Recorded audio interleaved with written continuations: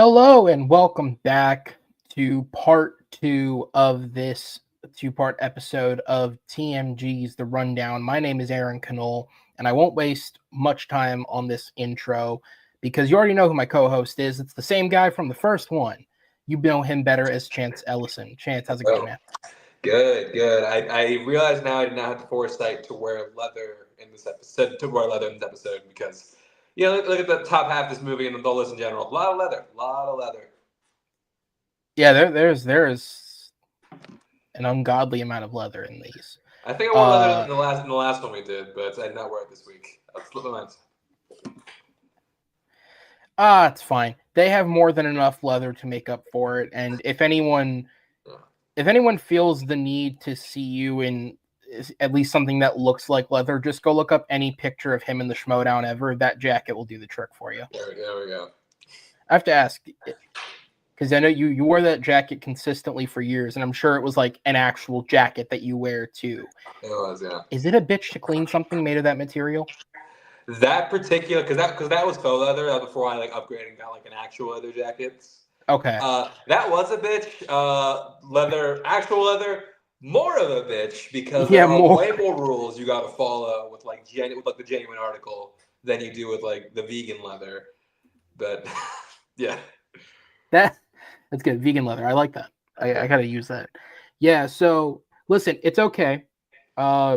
You may not have some clothing appropriate, but in the days between recording the first part and the second part, I did have a article of clothing that came in that is perfect to wear for this. And no, I promise it's not leather.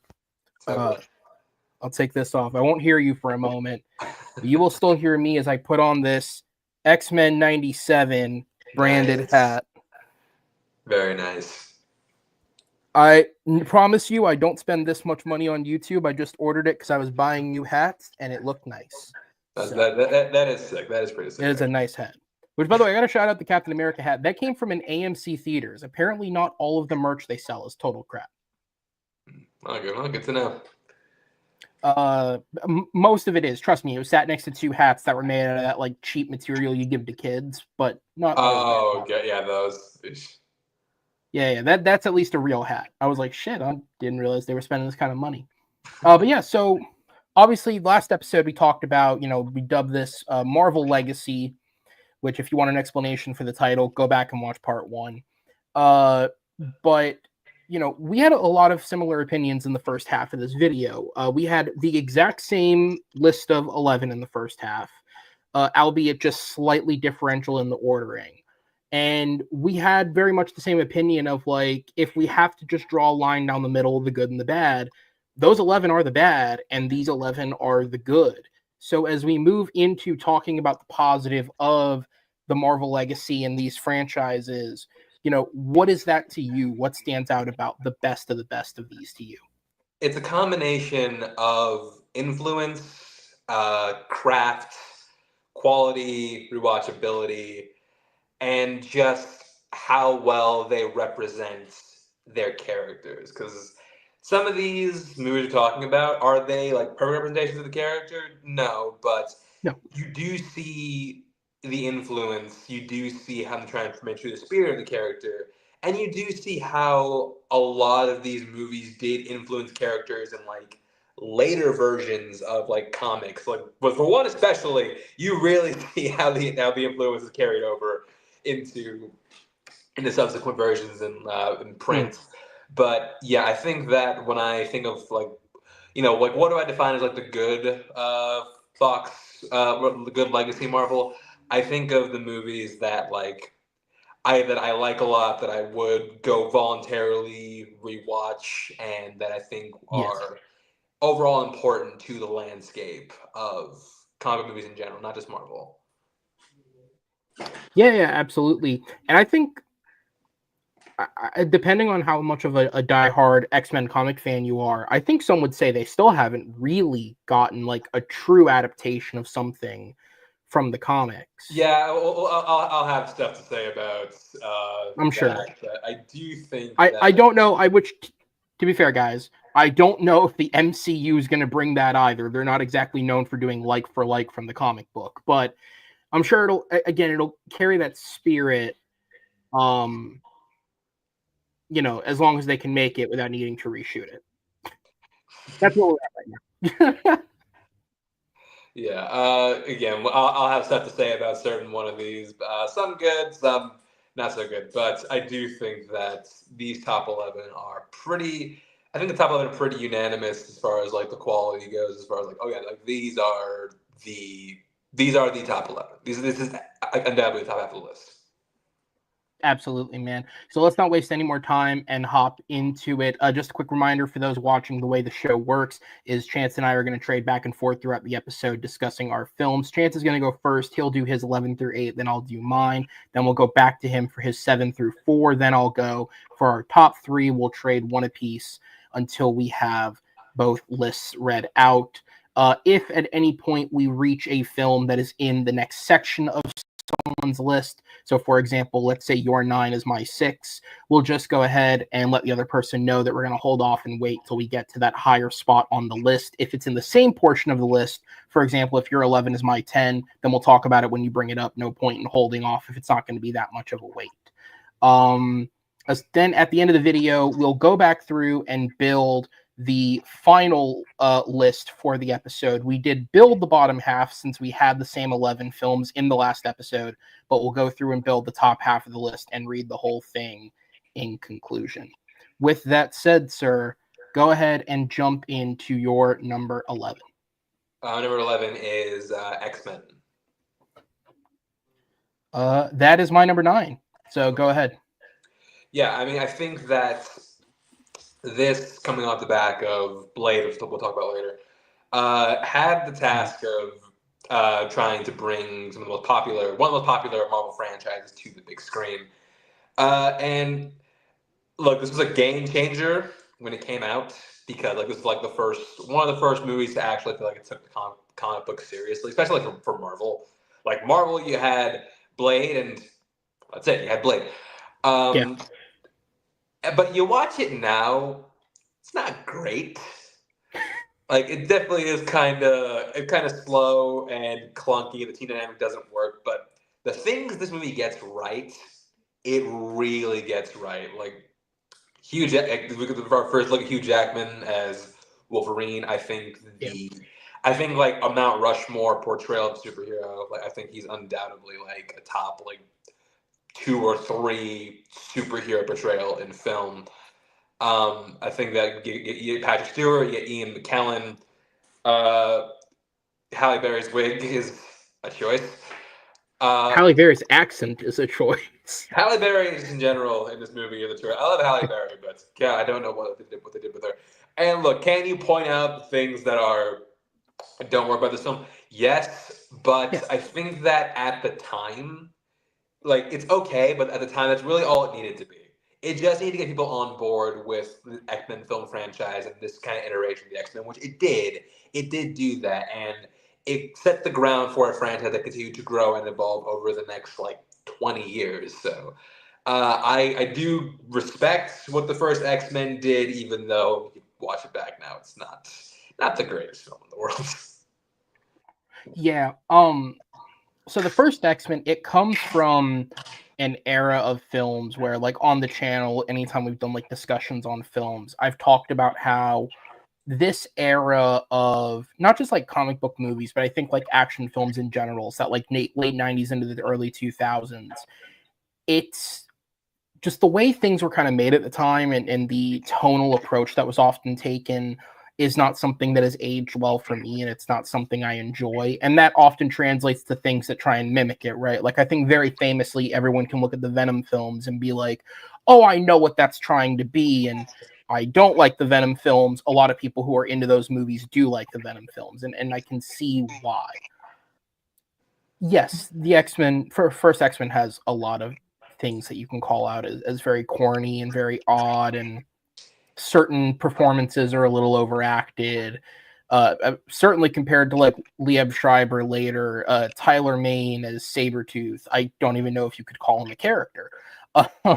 Yeah, it really disregards certain parts of the X-Men comics, but not like but not all of them.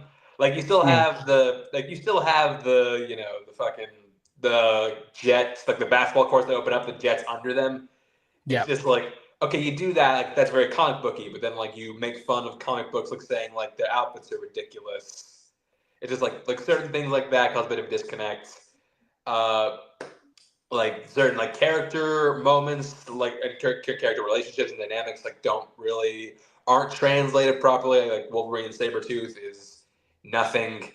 I think like Cyclops doesn't get a whole lot of shine, which is weird because like he's pretty much the leader of the X-Men. Mm. Yeah, it's just a Yeah, lot of like weird choices with this one. Yeah, but the thing about the first X-Men that I think works for me more than some others, because I think probably in terms of like what I've discussed, most notably the one that gets the biggest reaction is just I'm not a fan of the first Spider-Man film. Like that to me is too far over the line of like, That's okay. fair, actually. I can see But that. this X-Men film, and more so even than Bryan Singer as the director, but I wanted to make sure I got the names right. So it's David Hayter, Yes. and he's uncredited, but Christopher McQuarrie had a lot to do with this screenplay as well. The two of them as writers taking even the goofy stuff and treating it with a level of seriousness and just doing X-Men. And a lot of the stuff that's kind of changed from the comics is like the visual representation, right? They're not running around in yellow spandex, they're running around in black leather, which is not really any less goofy, but at the time you think it's At not the as time, goofy. like this is like a year movie from Matrix, so made sense. Yeah. But I think that, you know, those two guys as the writers of the film, they do a lot to help with it because they take the material seriously. And I think X-Men is a film that you have to give a lot of credit to for the modern comic book genre.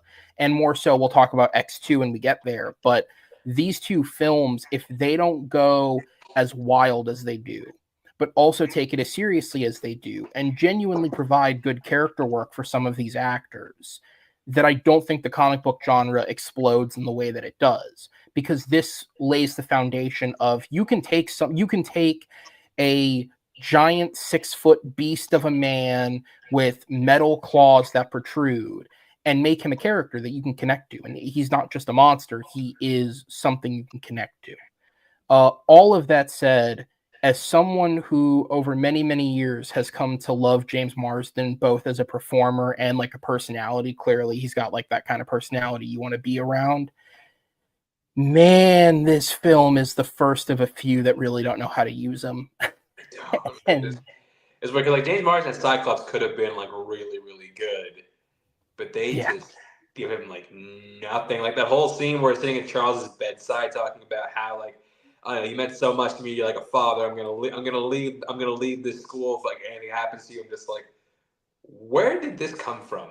Because like this is totally, this doesn't make any sense. Like, in the comics this would make sense. In this movie it does not. yeah. Yeah, he's one of the ones where I feel like they never figured out his character. He's also one of the ones that I hope going into like the MCU adapting the X-Men, I hope they figure out how to do Cyclops, because honestly, both versions of the character, 3 if you count X-Men Origins, are really, really underwhelming just consistently. But like, and I'm sure you can attest to this to some extent, like talk to someone who knows the comics and everyone says like there's a character to be mined here. They just haven't done it yet. They're like the frustrating thing with Cyclops is the fact that like they always make him like he's the leader of the team. So which translates to him always being any version the most boring. Like he's like the Leonardo of the X-Men. It's just like he's nobody's favorite X-Men in the in the way he's portrayed. Although from what I do hear, and I haven't watched it yet, even though it's gonna sound weird, I haven't watched X-Men '97. I hear he's done it like properly in X-Men '97. But I have not seen it yet. Neither have I. I just really liked the look of this hat. Yeah, no. So it's yeah. So I hope they get that figured out. But yeah, so much of this film, obviously Jackman, but like Patrick Stewart and Ian McKellen, I think were great bits of casting that really help ground the film. And even though he does go a little over the top at times, I think Bruce Davison as the senator does a good job of like being an early showcase for how you can set up a threat to these characters without it having to be like a very literal world-ending alien thing. And obviously, I think again that'd kind of be improved upon in the sequel with oh my god, who plays the general? Brian Cox. Brian Cox. Yeah. Like I think that concept would be improved upon later, but I do think Bruce Davison is very good in this film. Although we do got to talk about the the greatest line from this film. You know what happens to a toe when you're struck by lightning? Same thing that happens to everything else. Like the story behind that line is the dumbest thing I've ever heard because like what you hear him talk about, there's supposed to be like a whole like running joke Toad had where he's like, you know what happens when a toad does blah blah blah blah blah. They cut that all out, but then that's why like she brought that back as like like this is the I'm gonna kill you line. They it's like they cut the setup, the prelude, but they kept the punchline. They couldn't have just what was it? Did it have to do with was it Ray Park that would have delivered the setup? Did it have to do with his acting ability or something? I mean, I can see that, but we couldn't have gotten Sarah Fenwick's to just like dub him again. That's Sarah Fenwick's career now. It's just dubbing over Ray Park roles. He's dubbing. See, I'm only okay with that because that eventually means I would have heard his voice over Snake Eyes, and that just is hilarious in my head. That would have been funny. But yeah, no. This first X-Men film, I think, is, despite the corniness, I do think a lot of it still holds up. I do think it is very good. And I also think on a respect level, you have to respect what it did for the comic genre. And I think it's one of the reasons why, like, it is shouted out. Like, obviously we'll talk about Deadpool and Wolverine later in the tribute that was to this franchise, but like putting Toad and Sabretooth in there, amongst the very many assortment of mutants that were pulled from over the films. But like, I think that's one of the reasons why you give them a slightly prominent role compared to the rest, just for the sake of like, you have to give tribute to what this established, and it establishes it very well. Mm-hmm. So yeah, my number 10 is my 10, right? Yep. My number 10 is the Wolverine. Okay, that's my number 8. Okay, so okay, so I think that the Wolverine is actually like a pretty underrated time. I think that look when you're coming off the back of X-Men Origins Wolverine, a movie so bad it killed a franchise. I think that you really have nowhere to go. Didn't it? Well, they're supposed to do like a series of X-Men Origins films. X-Men Origins, it did kill it, yeah. The next one was going to be Magneto. But yeah, so like when you're coming on the back of that, like you have to really try to make something that's worse. I think that this movie does hit a lot of what that first one should have been, where it's like with Logan examining his life and like the things he had to do, the people he's encountered, like the horrible things he's done in his life. I think that's all really well done. I think the action here is really like a lot of the action is actually really fun. Like I think like my favorite one is definitely the one where it's on the train. Like doesn't look like kind of green screen, yeah, but I do think that like they do some like fun inventive things with it. I like the idea of like taking away the healing of Wolverine, and that's something he expands. Mangle expands on in Logan, which we'll talk about later. I think that look the thing that drags this movie down. Well, first of all, like Hugh Jackman is great in this film. Like you really tell like after X-Men Origins where. I'm not gonna say he phoned it in, but you can definitely tell like it's not his best work as the character of Wolverine. I think not at all. I think he did bring a lot more pathos to this performance because of how that one was received. I think that the problem with this are very easy to point out because everyone knows the third act is where the movie falls off a cliff. Oh. Yeah, the big mecha Silver Samurai suit. I don't know why they decided to do that. Of these 22 films, aside from the previously discussed like 1 year later moment in Fan Four Stick where you're just like, oh, this got so much worse. The third act of this film might be the hardest left turn this franchise takes, where it goes from like, yeah, this is like really cool and like interesting, and just whoa, what happened here? Just like you have these like cool, fun, pretty grounded action sequences, and then the big mecha samurai suit comes up, just like what the okay. So was this like a ploy to play to Japanese audiences? Like we gotta include a big robot somewhere. I don't know. Find a place. Put a big robot. And I'm not like a Silver Samurai purist, but like he's cooler than this. I'll say that he is cooler than this in the comics. But I'm willing to forgive that just because of the stuff that does work out. It's one of the funnier X-Men movies. I'll say that, like a lot of the jokes in this one are actually pretty funny and do land. But yeah, I think that, and plus, I think the post-credit scene for this one is pretty fucking awesome. Like I remember losing my mind in the theater when I was a kid. So yeah, I think that the Wolverine, not like top tier, but still pretty fun. Yeah, absolutely. I mean, as you said, it's kind of up from here when you make X-Men Origins. It's very tough to go worse, and like this to me definitely you can, especially because like obviously we've seen the work that James Mangold has done since. And to me, it almost became more prominently so when I watched Dial of Destiny, where this film feels like James Mangold when the studio's holding a leash on him. Like, I think when he's allowed to just do what he wants, he can go further and be more interesting. And again, we literally have an example of that in the X-Men franchise. Yeah. But James Mangold is still a great director. I very much do think there's an argument for like one of the best working directors today, not because he's the biggest name or the flashiest, but just when you look at his filmography. I mean, you get the job Walk done. the A lot of Line, times you get the job 310, yeah, Logan, Ford v Ferrari, obviously a complete unknown this year, nowhere near his best movie, still very, very good though.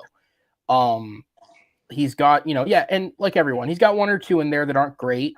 Night and Day, not the best, but Kate Leopold, that's right. Oh yeah, Kate and Leopold. Which is so yeah, weird. not Kate the best. Leopold's the reason he got these movies. Yeah. So, which I think James Mangold, my favorite bits, my favorite credits for James Mangold are always the ones I remember where it's like you wouldn't think he was involved in that. Like, he was one of the writers of Oliver and Company in the 80s. Oh, he was, wasn't he? He wrote that. I know that he was brought in post-production for The Greatest Showman to try and like help save the movie, essentially, which I mean, it worked. The other one I remember is Stahelski and Leach have given Mangold a lot of credit for John Wick. Like he was a creative consultant they turned to apparently while making the film. Yeah. That checks out a lot, actually, now that I think about it. Yeah. So like I think that he's done but so yeah, anyways, he's a really great director. He is. And I think he brings a lot of style to this movie. I think you're right in that he brings a great sense of humor to the film. Almost so much so that when it does try to get more serious, I think that is kind of the worst parts of the movie. Like the third act is so almost simultaneously completely and utterly ridiculous, but also trying to be so self-serious. And it's a shame because this cast is made up of genuinely a really great collection of Asian talent. I mean, obviously, Hiroyuki Sanada just won a fucking Emmy for his work. And like I know Brian T's in it. William Lee, right? Yeah, William Lee.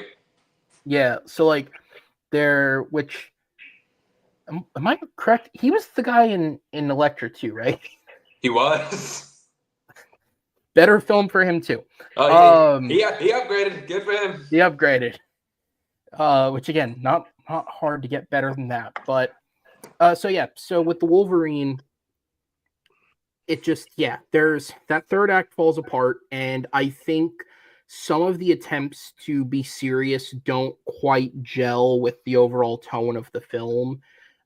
Frankly, I've never found either of his love interests, be it the girl that he's protecting or the ghost of Famke Jensen, to be particularly investing. Right. But the action is again, aside from that third act, the action is great, and that train sequence alone, I think, is worth the price of admission. And this also might have, maybe aside from the Nightcrawler and X2, this might have one of the best openings of any of these films, Oh, the with Nagasaki. the That was good.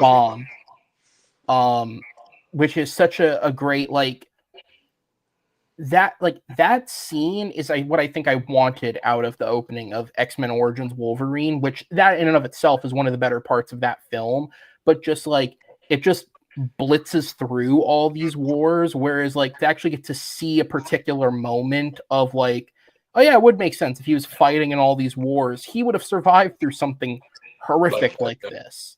And I think that that's a great way of showcasing it. No. I think in retrospect, it's just a great appetizer for what Logan would be, and a fun film in and of itself. Oh yeah, it's one that I don't think about a ton, but every time I watch it, I do actually have a good time with it. Yeah. All right. What's your 9 then? My number 9 is Deadpool 2. That is a punt. Okay. And then my number 8, is it? Yes. My number 8 is Blade.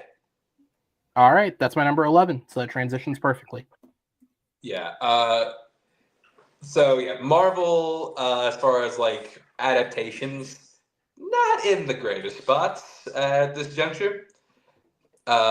Blade deserves a lot of credit because this is truly the Godfather of Marvel movies being taken seriously at all.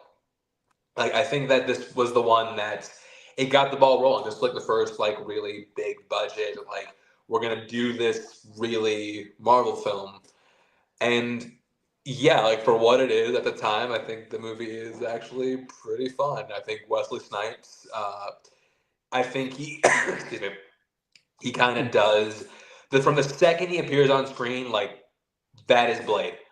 As I know him, as I see him, that dude is 100% Blade. I think that he put a lot of work into it. He commits. I think the action, for the most part, is pretty good. The weird spin kick off is a little strange. I like Deacon Frost as the villain.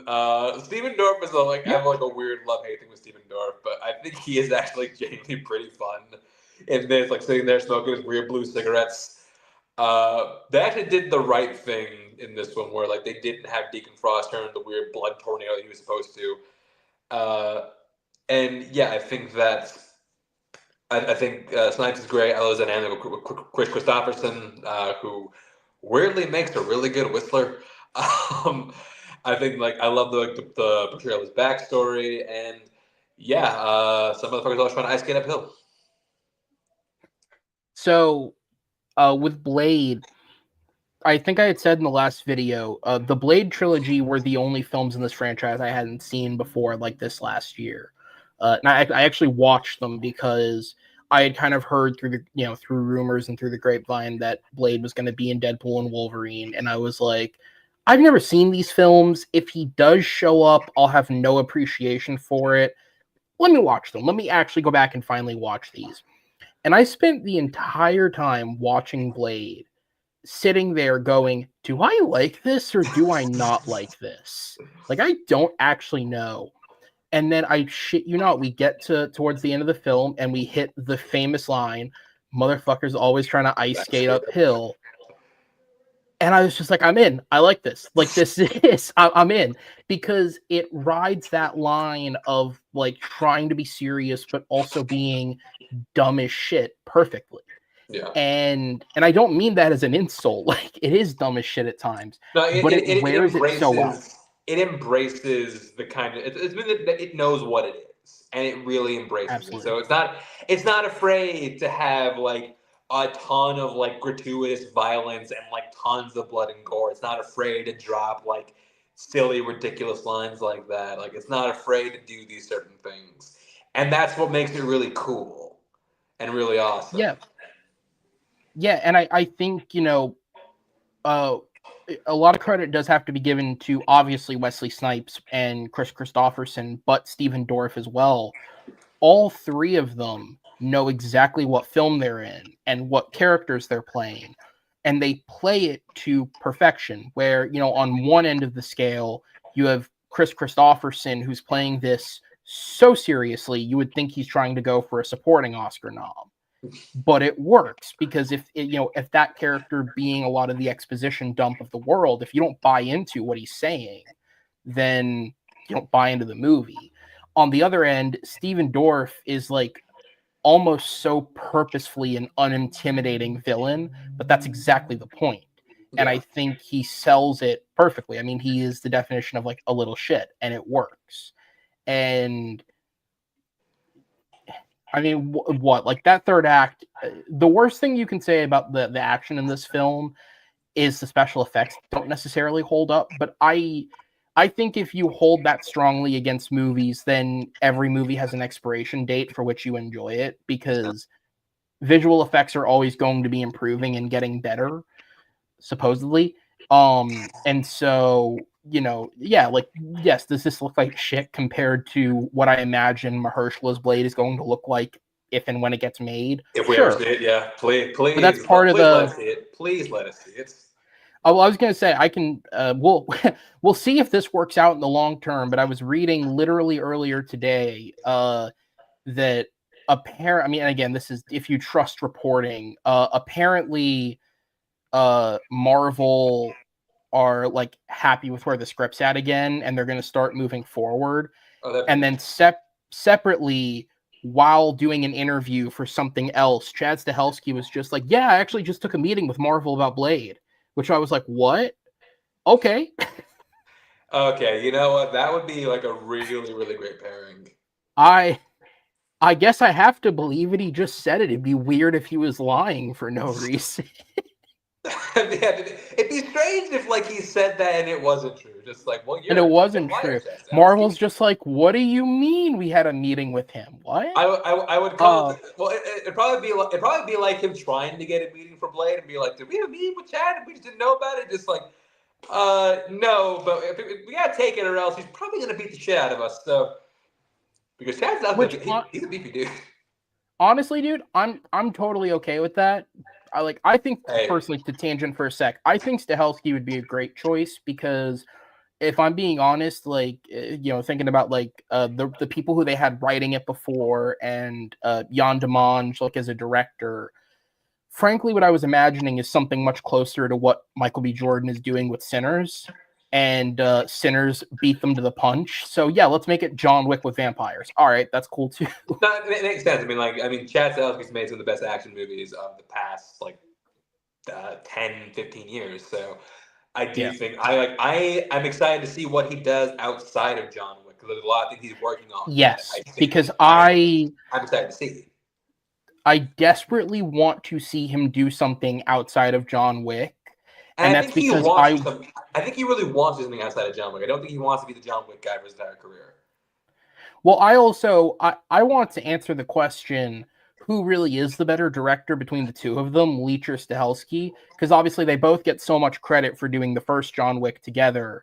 But I think all three John Wick sequels are better than anything Leach has made, which I've consistently said David Leach is like a solid 8 out of 10 guy. Like, I don't think you're going to leave disliking what he makes, but I don't know if he's ever going to get better than that. I think Stahelski's made 3 films better than anything else Leach has made, but I just need to know if that's like the John Wick of it, or if it is him. See if he's a Keanu merchant. Yeah, is that all it was? But yeah, so to step away, I guess, from the MCU's Blade and back to this one, which is exactly what Wesley Snipes would want. It's also funny. Like the line he has in Deadpool Wolverine, there's only going to be one blade. Funny for 2 reasons. One, the timing of that was actually really funny because his Mahershala's blade was so unplugged. But secondly, that's already not true because As much as we don't want to acknowledge it, Sticky Fingers did happen.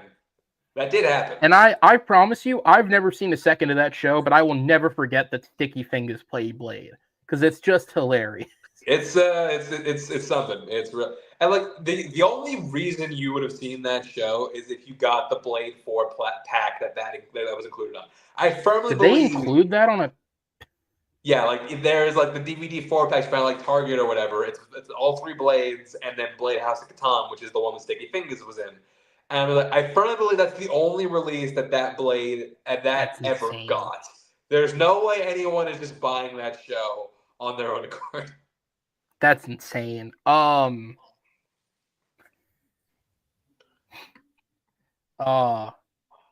know what? If Blade 3 can make it onto a DVD pack, sure, we can put the other one on there too.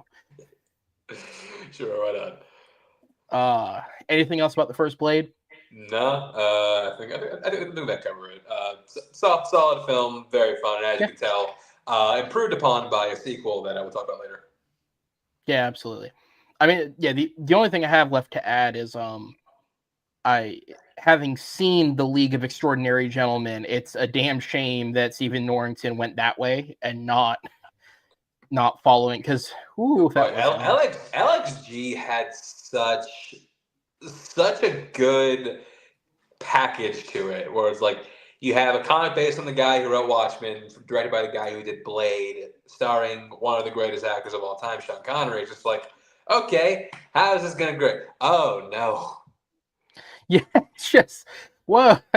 This is I genuinely think the only reason that I don't have a hatred for that film the way other people do is because so obviously, you know, you were a part of the Schmodown, but also very aware the fan leagues existed, and if anyone trained harder than Schmodown competitors, it was people who played in the fan leagues. Yeah.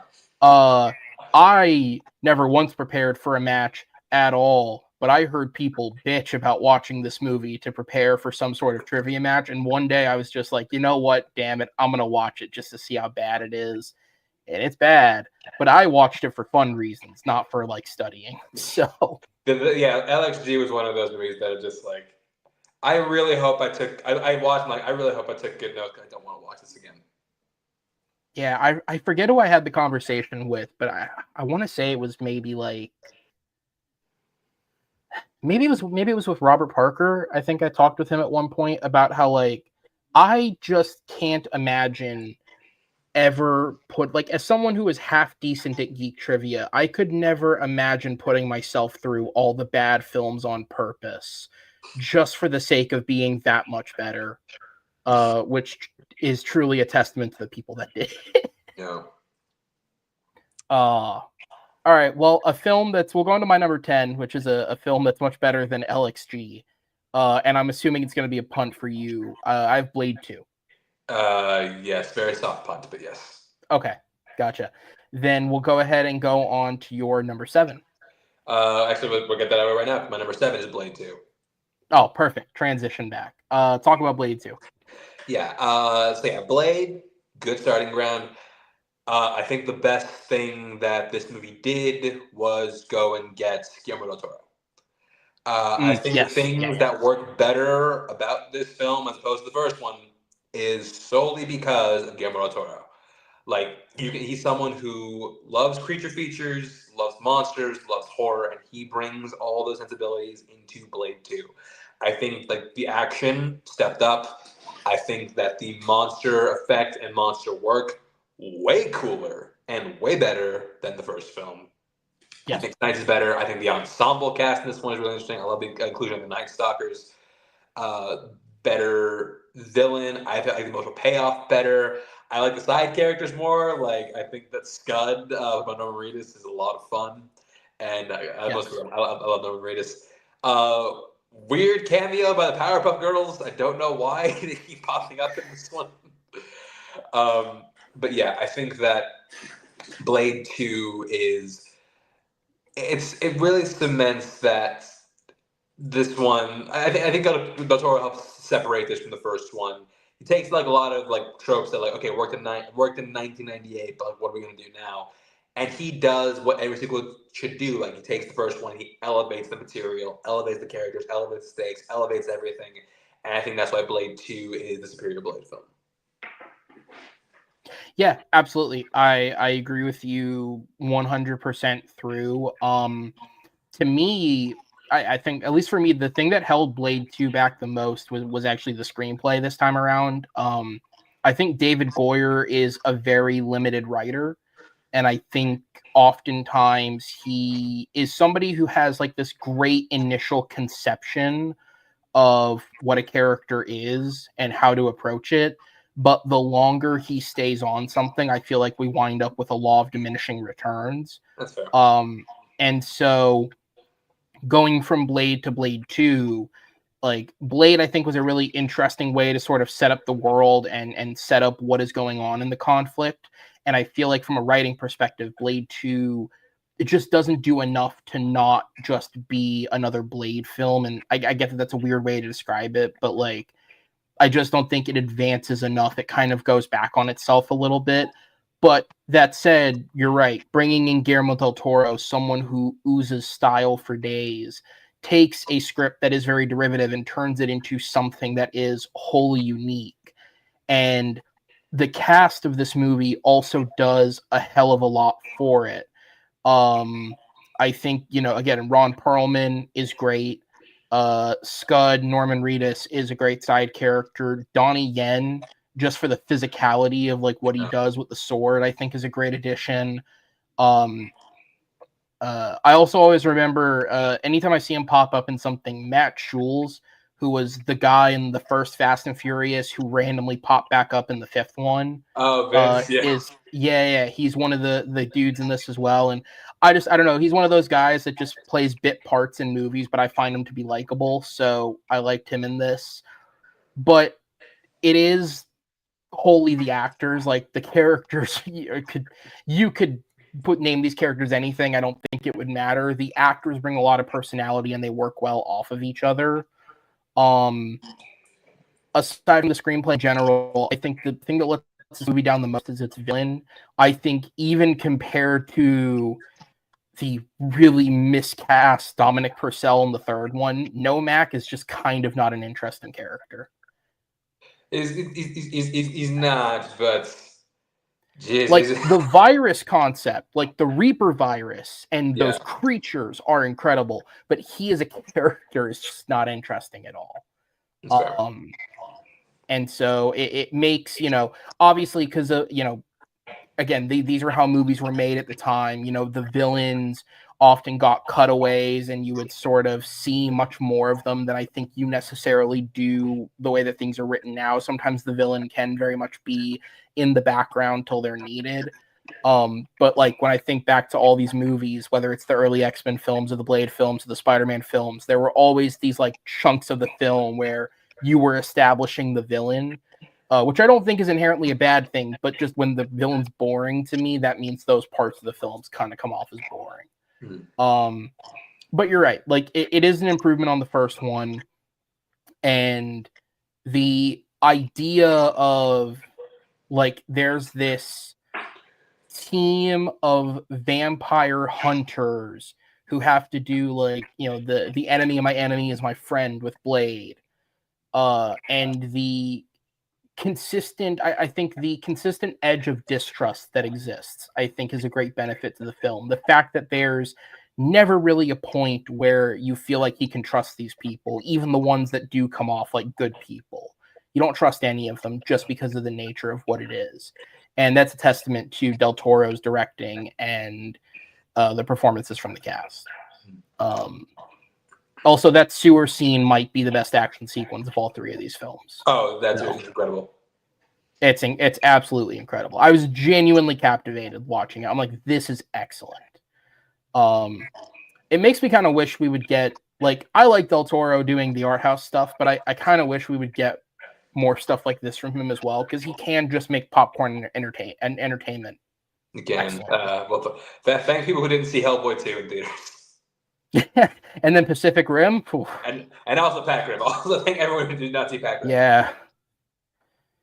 Yeah, no, it's a shame. I hope he goes back to it at some point. Like, am I looking forward to his Frankenstein? Sure, yeah, but I'd still like to see something like this from him because God, can he do it well?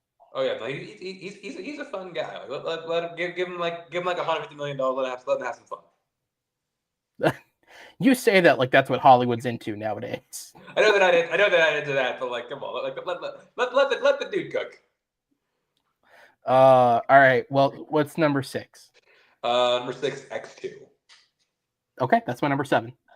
Okay, so yeah, X2 again, kind of like with the first, kind of like with Blade, and it's weird how many of these like early models don't parallel each other. Where like you have like a solid start, solid enough start, but like you have a sequel that like really ups it. Yes. I think that that's what this one did. Like I think that the inclusion of Stryker, who is not Reverend Stryker this time, is Colonel Stryker. I like that change, and I do think Brian Cox is really good in the role. I think this has some like really great sequences in all the X-Men franchises. Like the Nightcrawler opening is incredible. Like I love Nightcrawler is one of my favorite X-Men, and I think like seeing him portrayed like this, I think that sequence like always like one. I remember seeing that sequence for the first time like in theaters and was like, holy crap, this is awesome. Like the Wolverine like Berserker rage in the house, I thought was really awesome. Uh, I like the idea of it where well again like this before this before this idea was like done to death. The idea like the X-Men working with Magneto uh to try and like be another bad guy I thought was like really cool. I think the tone of it's great. I think the action steps up, and I think that the emotional stakes in this one are greater than the first. I also do like the shine that gives some of the other characters. Like, I like seeing Pyro in this. I think Portrayal makes a lot of sense. Seeing more of Iceman actually do some of his ice powers this time was actually pretty cool. And yeah, I think X2 definitely a marketable improvement over the first X-Men because it does show that they do kind of embrace the comic bookness a little more in the first one. Not totally as much as we like it to, but like they do embrace it a little more in this one. Yeah, I think with X2, like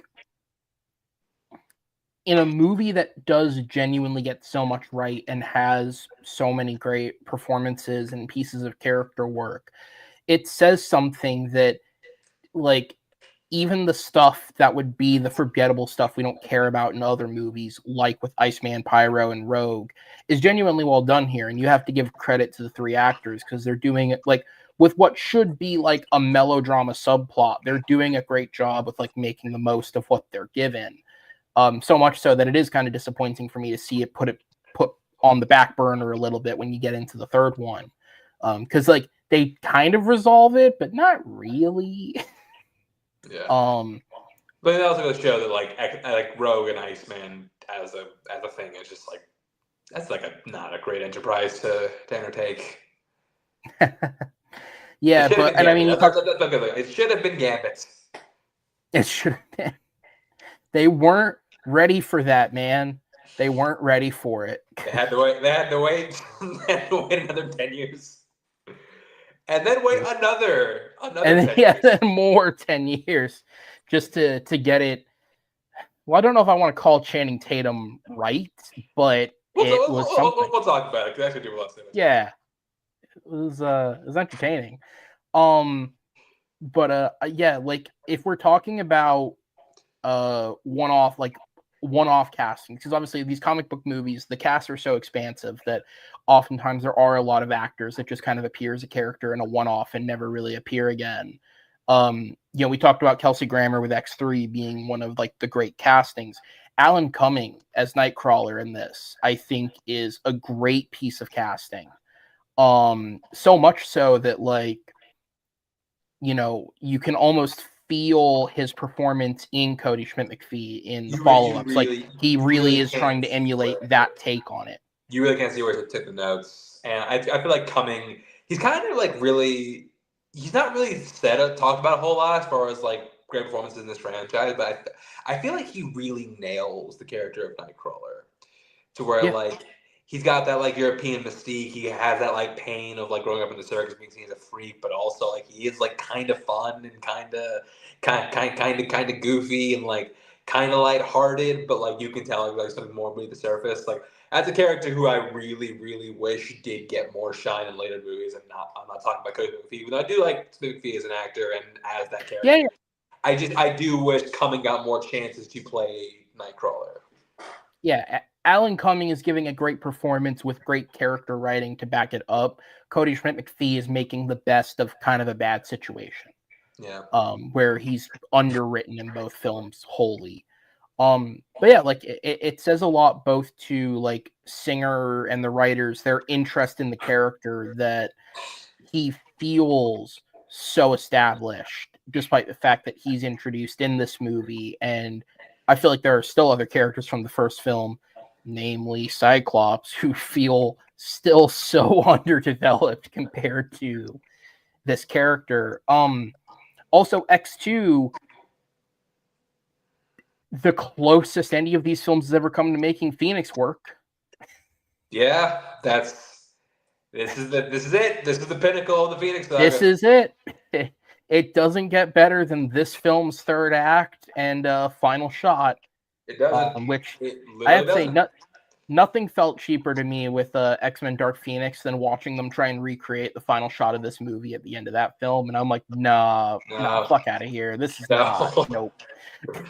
No. Put it down, movie. You haven't earned it. But yeah, I think overall, like as a director, Singer's handle on the material, I think, is a lot better here. The action is up from the first film. I think, again, as I said, the character work, I think, is a lot stronger here. It takes a number of characters from the first one that maybe didn't have a whole lot going for them and does a lot with them in this movie, in addition to continuing to build the characters that worked. We straightened out Halle Berry's accent and her wig, which does wonders for her. Thank God. Yeah. Rough goings in that first one. But went from Gothic and Mother of Dragons to at least a passable one. Yeah. Yeah. And again, as I said earlier, Brian Cox as William Stryker, I feel like when we look at films later, like the first name I go to when we're talking about prestige casting in a film like this is Redford doing Winter Soldier. Brian Cox truly feels like the first of those, where like this is an established, prominent, not all of them have to be British, but the fact that he is British, like classically trained. Yes, yeah. Taking on one of these roles. Because I feel like at that time you were either too good for this, or you were the likes of McKellen and Stewart, where like obviously for their talent, they were too good for this. But I mean, Stewart had come from Star Trek, right? Like he was definitely not opposed to doing work like this. McKellen had done, I know Gods and Monsters wasn't like a thing, but like the fact that he would dive into something that's related to that genre type work, like these guys weren't opposed to it. Whereas Brian Cox felt like the type of actor who would turn his nose up at something like this. And not only does he show up, but he gives a great performance, and he gives a lot of credit to everything going on in the movie by being so good. Mm-hmm. No, I do agree with him. Brian Cox is Stryker, probably the best version of Stryker we got, most because, well, one's Danny Houston, the other's Josh Hellman, who got like nothing to do. And yeah, Josh Hellman is one of those where it's like he's just good enough that like if there was a character here, maybe I'd feel more, but if there's not. And he kind of shows up and just to be Stryker. That's all he does. Yeah. And then Danny Houston. Yeah. Yeah. Don't make it a comic villain. Like something will go wrong at some point. Yeah. Even when the movie's good, looking at you, Wonder Woman. Yeah, but even the movie's good. something goes wrong. Yeah, something always goes wrong. But yeah, so I agree with you in every aspect. And I do think it is interesting how when you look back at the history of it, like the first two Blade films, the first two X-Men films, and the first two Spider-Man films I would say on the general consensus, like obviously I don't like Spider-Man as much as other people do, but like on the general consensus, it felt like each of these films was building on the next and was generally received as like better than the previous entry till we obviously reached Spider-Man 2, which I feel like is the first one where people look at it and go like, that's a great comic book film from Marvel.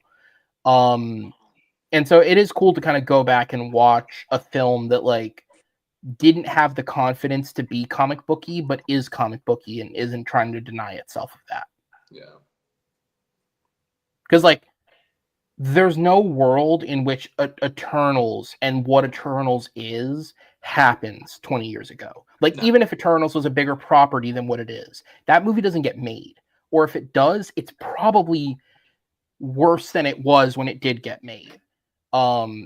Just for like the amount of things that they would want to change.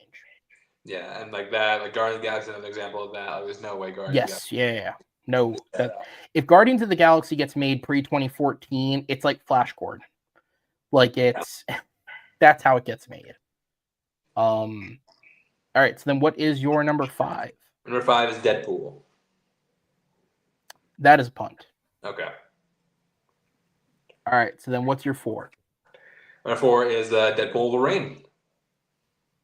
That is my number 4. Okay. All right, so go ahead.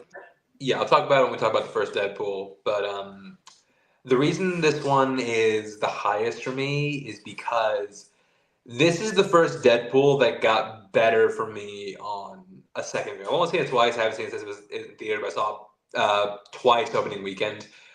And I think the reason I will put this higher than the first one is one, I think that I'm not gonna say it's funnier, but I do think the jokes here are a little more. I think they're a little more. How do I say it? Not timely, but not timeless, but like they're not as reference heavy as Yes, something it's like the not Deadpool. as reliant on pop culture. Yeah, it's not as reliant. It's more reliant on things that like are never going to be out of date. Like like the line where like Blade's like, "I don't like you," and like you never did. It's like, yeah, no, like it's never gonna be. It's never gonna be like untimely that they did work together on Blade 3 and they didn't get Right.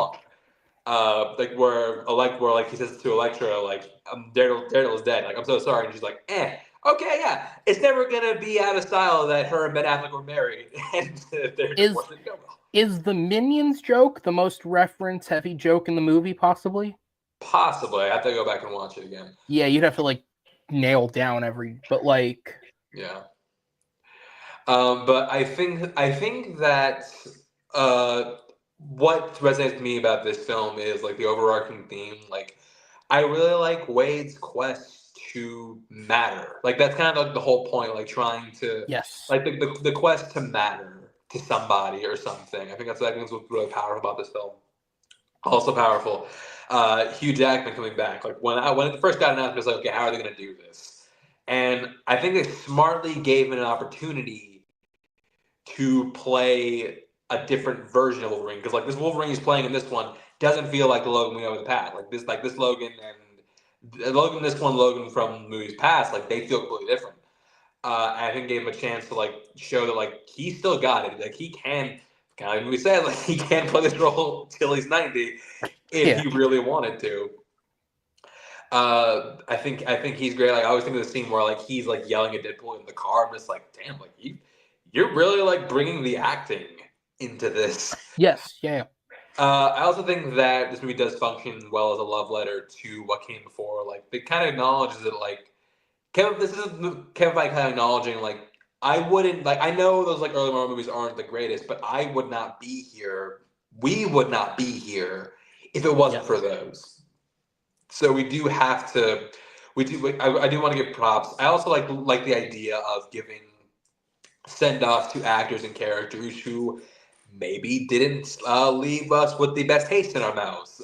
Jennifer Garner was his Snipes, and or giving somebody a chance who never got one in Channing Tatum. And yeah, Channing Tatum, when he popped up as Gambit, like not gonna lie, I fucking howled because I never thought I would ever see it. Because like Channing Tatum, for whatever reason, decided his like journey with Gambit's been weird. I think he was cast, then he dropped, and he had to drop out. Or he was looked at once, didn't get it. Was cast, had to drop out. Then he tried to do the Gambit movie. Yeah. Which we all know how that went. But yeah, you can see like why he had a passion for this character, because I think he's really great. I think he's really great as Gambit. In fact, I would not be opposed to seeing him again in this character. I think like the jokes with him work. I think his accent is a lot, yes, but if you ever talk to a Cajun, they sound exactly like this. And I think like you could tone the accent down ever so slightly and still make it genuine and also make it like manageable. Like this is like cartoon levels of like we're going for the joke. Yeah. Clearly. Like no, if you believe that this is the voice he would have used in his Gambit movie, you're mistaken. No way.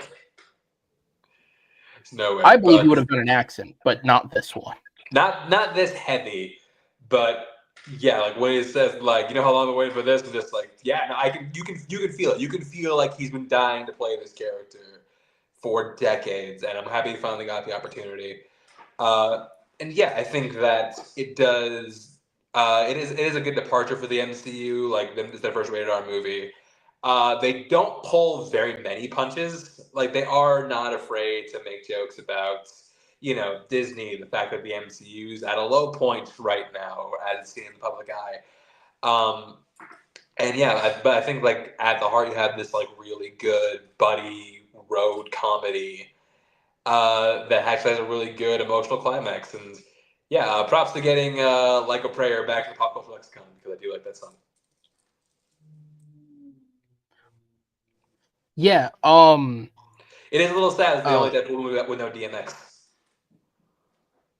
Oh yeah, that's true. I guess. Oh yeah, there wasn't, was there?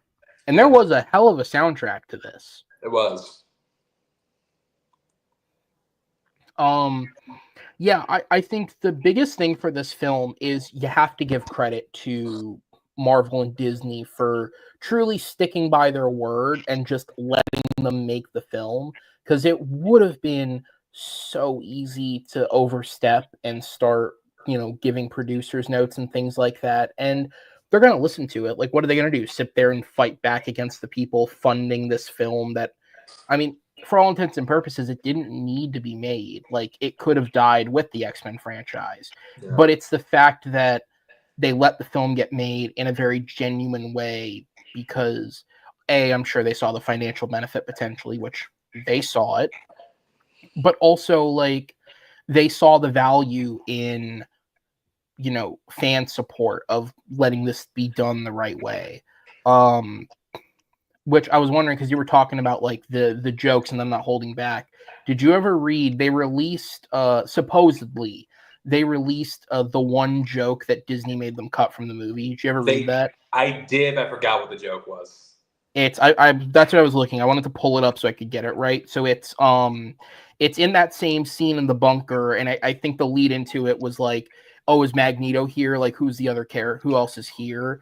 It's the joke was, fuck, what, we can't even afford one more X-Men. Disney is so cheap, I can barely breathe with all this Mickey Mouse cock in my throat. And apparently the note was like, we can't talk about Mickey's dick. Like, no. So, yeah.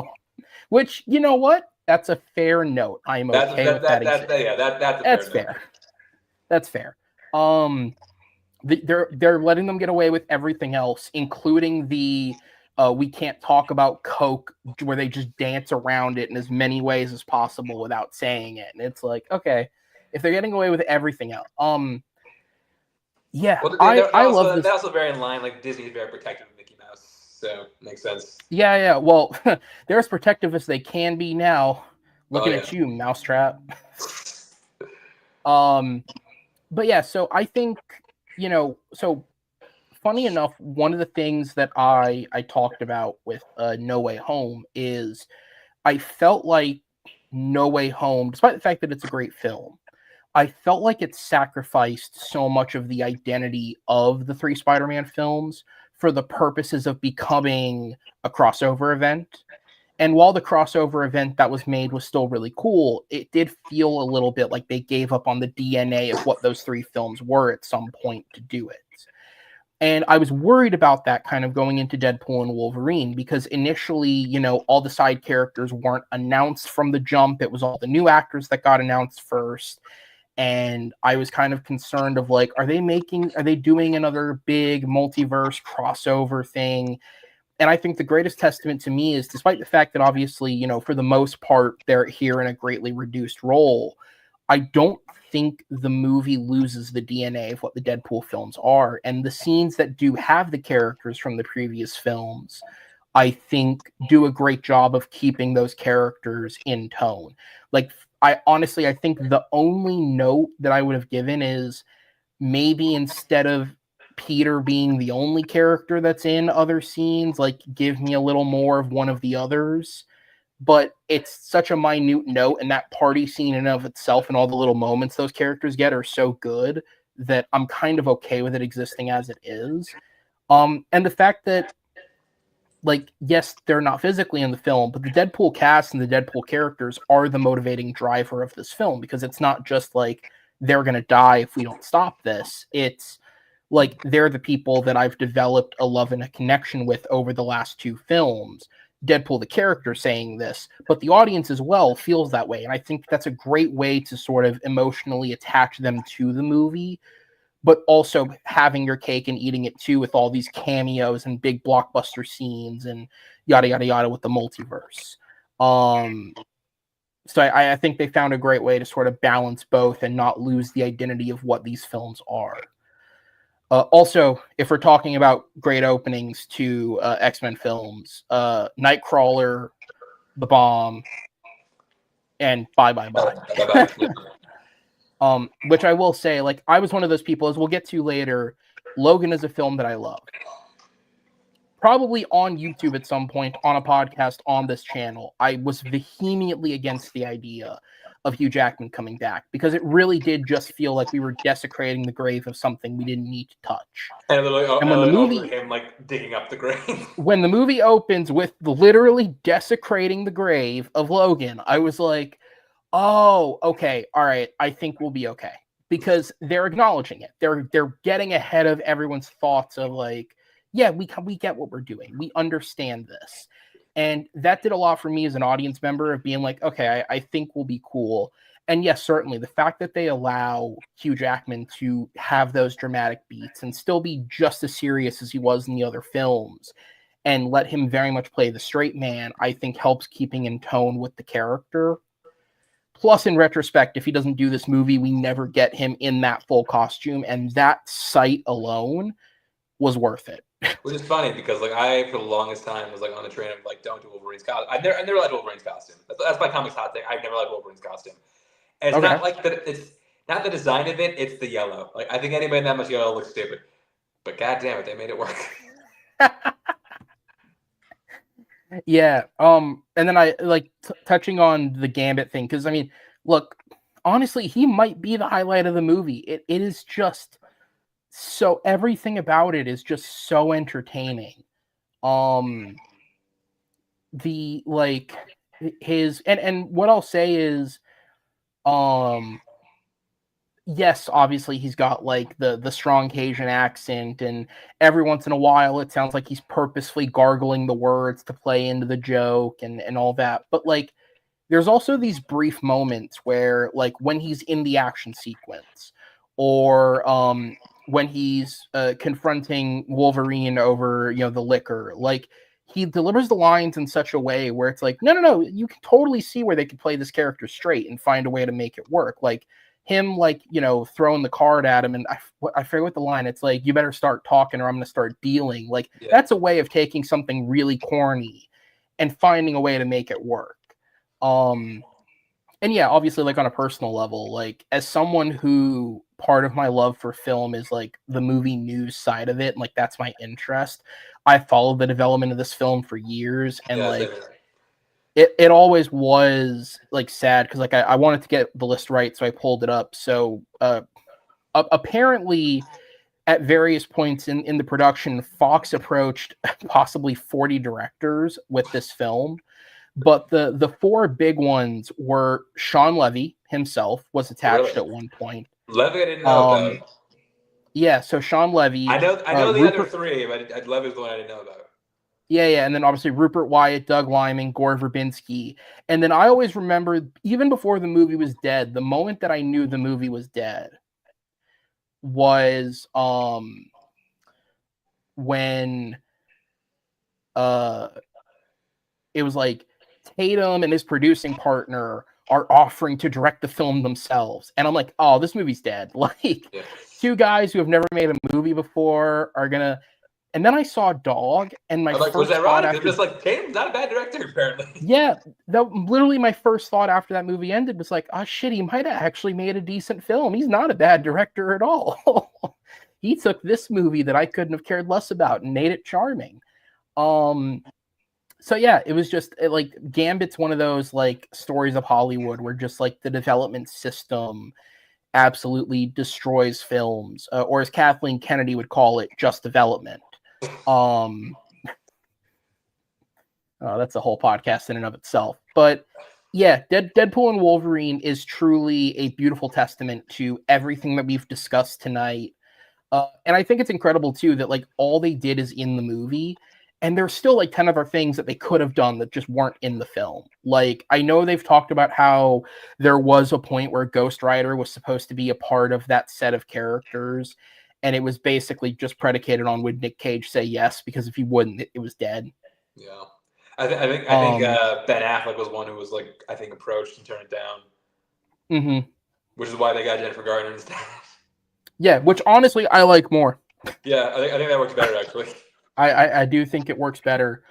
And I'm trying to make sure, like, yeah, the new stuff in the film is fine. The new stuff's also probably the weakest. Like, I think Emma Corrin and Matthew McFadden give good performances, but they're not exactly the most interestingly written villains. But they serve a purpose. Because like I didn't like Emma Corrin very much for the first time I saw it, but then the second time I saw it, I'm like, okay. Oh, actually, there's like a lot of like stuff she brought to this that I missed. And I'm just like, okay, I think it's pretty good.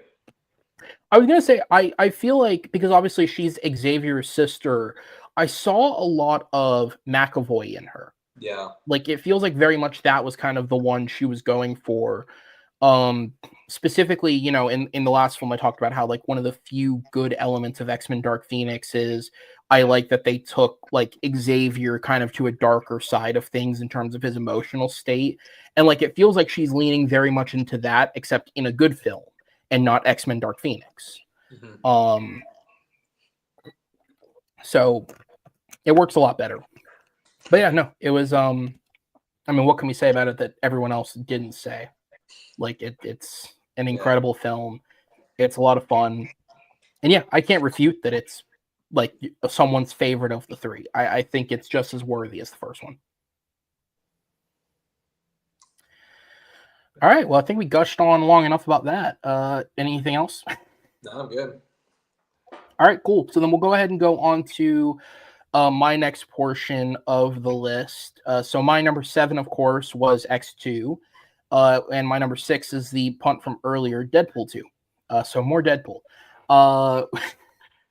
This is actually, I didn't even think about the fact that this was a David Leitch film when I brought up David Leitch earlier. This is the weakest of the three. Yes. But not by that much. It's still a really fun watch. I think I think it's really interesting that there's no real villain of the movie. I mean, like, yeah, you have like Eddie Marsan, who's like the bad guy, but like he's not like the typical like comic book villain, like someone you fight at the end. Like, no, like it's just like a centered about a bunch of people like having a disagreements. I actually find that very interesting. I think that I think this one's the weakest because this one seems like it feels like the most reliant on pop culture references.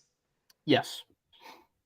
I just like at a base level, and like not just like pop culture references, like things that like were like popular like back in the day, like it were like things that were very popular at that moment in time.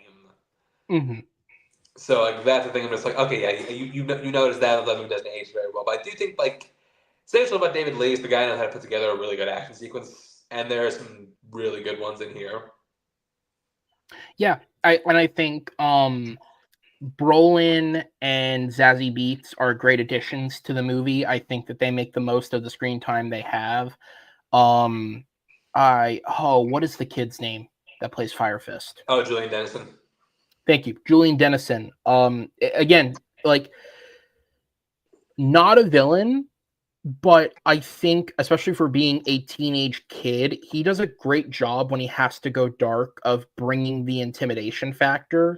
Yeah. Which, I mean, again, a kid being like this screaming maniac is one of those things where like it could just go south really quickly. But I think he does a great job with delivering it the way that it needs to be.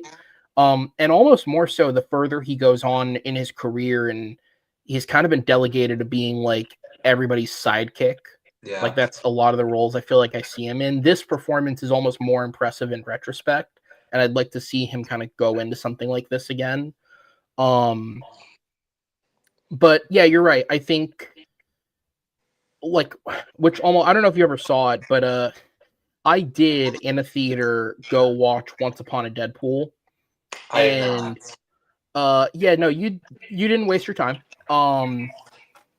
And I feel like Once Upon a Deadpool does almost display the weaknesses of the film better, because I think the writing in the first one and the jokes that they go for are much smarter and much snappier, and they don't rely on vulgarity. But when you take the film and you attempt to recut it, removing the vulgarity, removing some of the worst, strongest bits of the action, and like having to put in, the fourth take jokes where at this point you're, because you can't have the vulgarity to that extent, it really does show that I think the movie's humor over relies on needing those things. The first Deadpool, there's a world in which you could do it without it being rated R, but I don't think it's as good. Deadpool 2 needed to be R to succeed. And while I do still think it's entertaining, I think that makes it the weakest of the three. Because again, I think you're right. Deadpool and Wolverine, the humor is almost a bonus. It's not a movie that's reliant on needing the humor. The humor is truly a bonus to it. And so that to me is the weakest part of Deadpool 2. But that said, the parts that it needs to exist, the humor and the bloody action, it has in great spades. I mean, X-Force is one of the funniest extended bits in a film I've ever seen, where it's this entire like 10-minute segment with all these celebrity cameos just for the joke, which is incredible. Also, the post credit scene I think is like genuinely pretty amazing. Yes, yeah. And also just like show just like, wow, Ryan, you really hate Green Lantern. I mean, I do I'm kind of get it because like he like that in his eyes, that's the movie that nearly killed his career, especially as like a superhero when he really wanted to do this character. yeah, oh yeah. So I do get the hatred, but just like wow, like this, it's funny how like how much you do hate that movie. Yeah, no, he's clearly not a fan. Same, Ryan. Same. I'm almost half expecting him to like come out and be a part of the marketing campaign for Lanterns, just as like I fucking hated my movie. If you did too, watch this show. That'd be so funny. That would be so good. That would be something James Gunn would probably do. I don't know if it matches the tone of the show they're going for, but I could see him doing that. yeah. But yeah, Deadpool 2, like if I'm actually analyzing it from like a critical perspective, Deadpool 2 is also the one where, because they've kind of been open about the fact that like because the movies are so reliant on humor, a lot of these movies are put together in the edit. It is very much about finding what works best and sort of putting the story together in the edit of the movies. Deadpool 2 is the one where you can kind of tell that the most. Jack Kessie as Black Tom Cassidy is just a real big question mark of like, why Well, is so much when he time given to was something? when he was cast, wasn't he The like billed villain. as the main villain? Yeah. And they apparently shot a lot of that stuff. It just didn't make it into the movie for some reason. That's just odd to me. Yeah, so he's kind of left like with nothing. Yeah.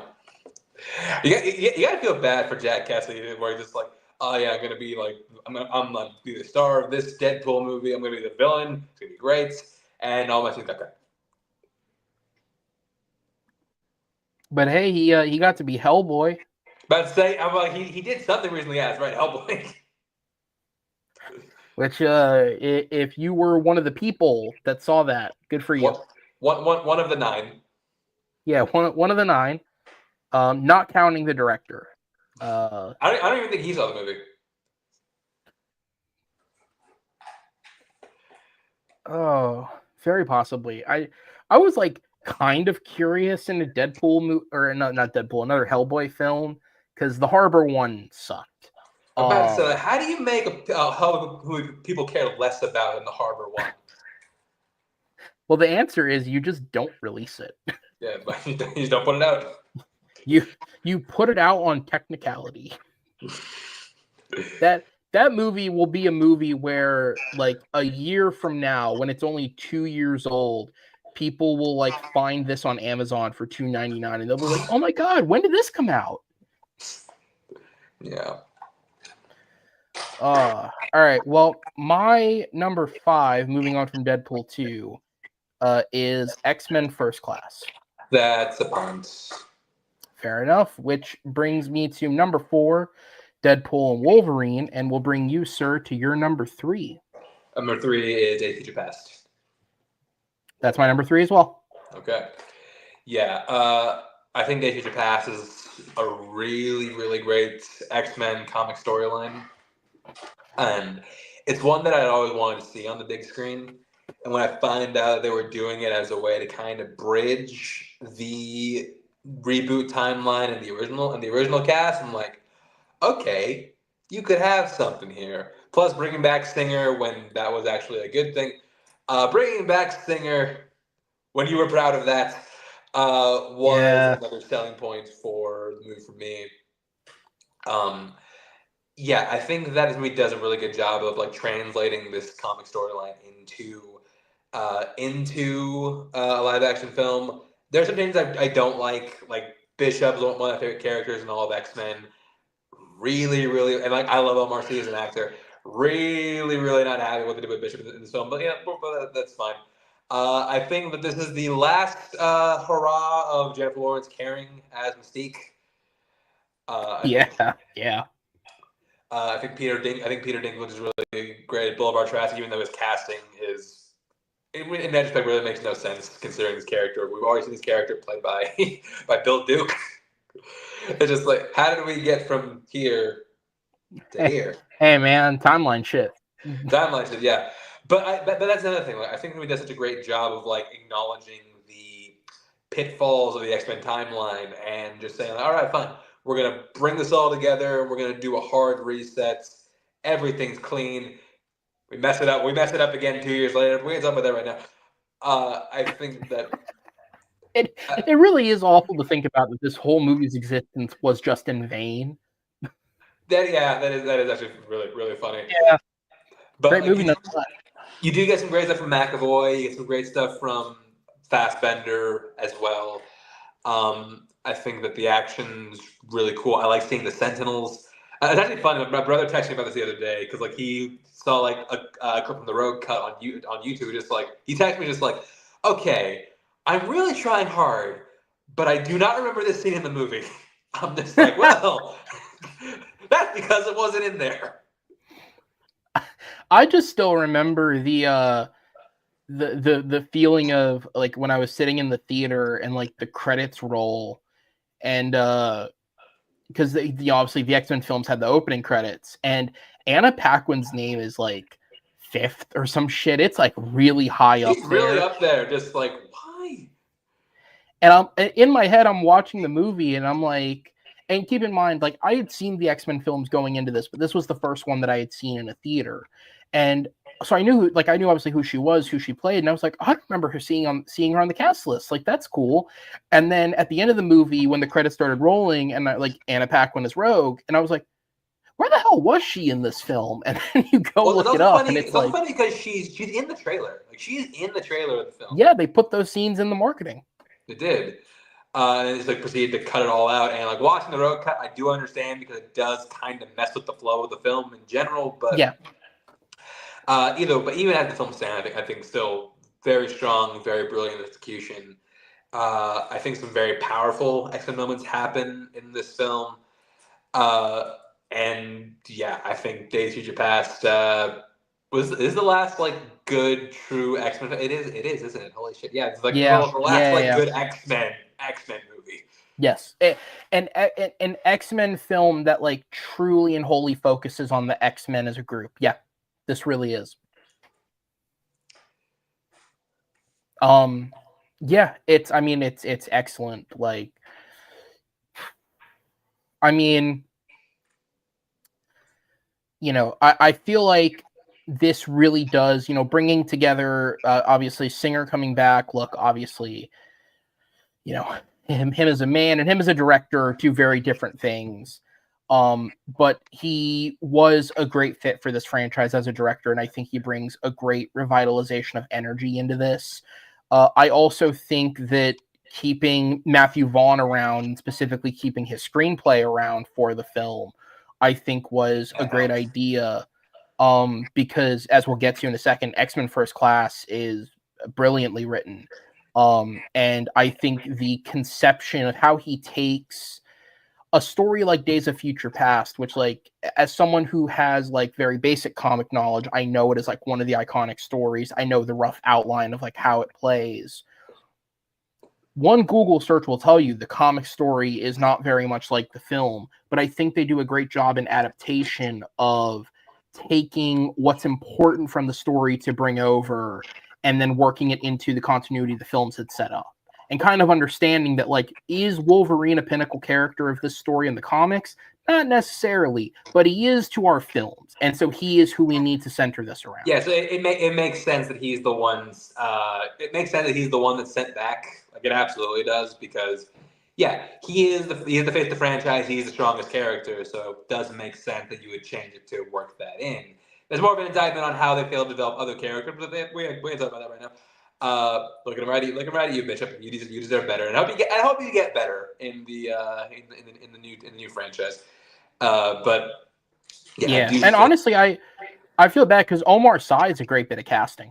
Oh, he is. Like he was so good, but he has like I think like six words in the entire film.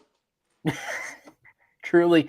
Oh, Omar Sy, Hollywood, you got to figure out what you're doing with this guy. Because, like, Hey, if you go watch France him, knows. France knows what they're doing.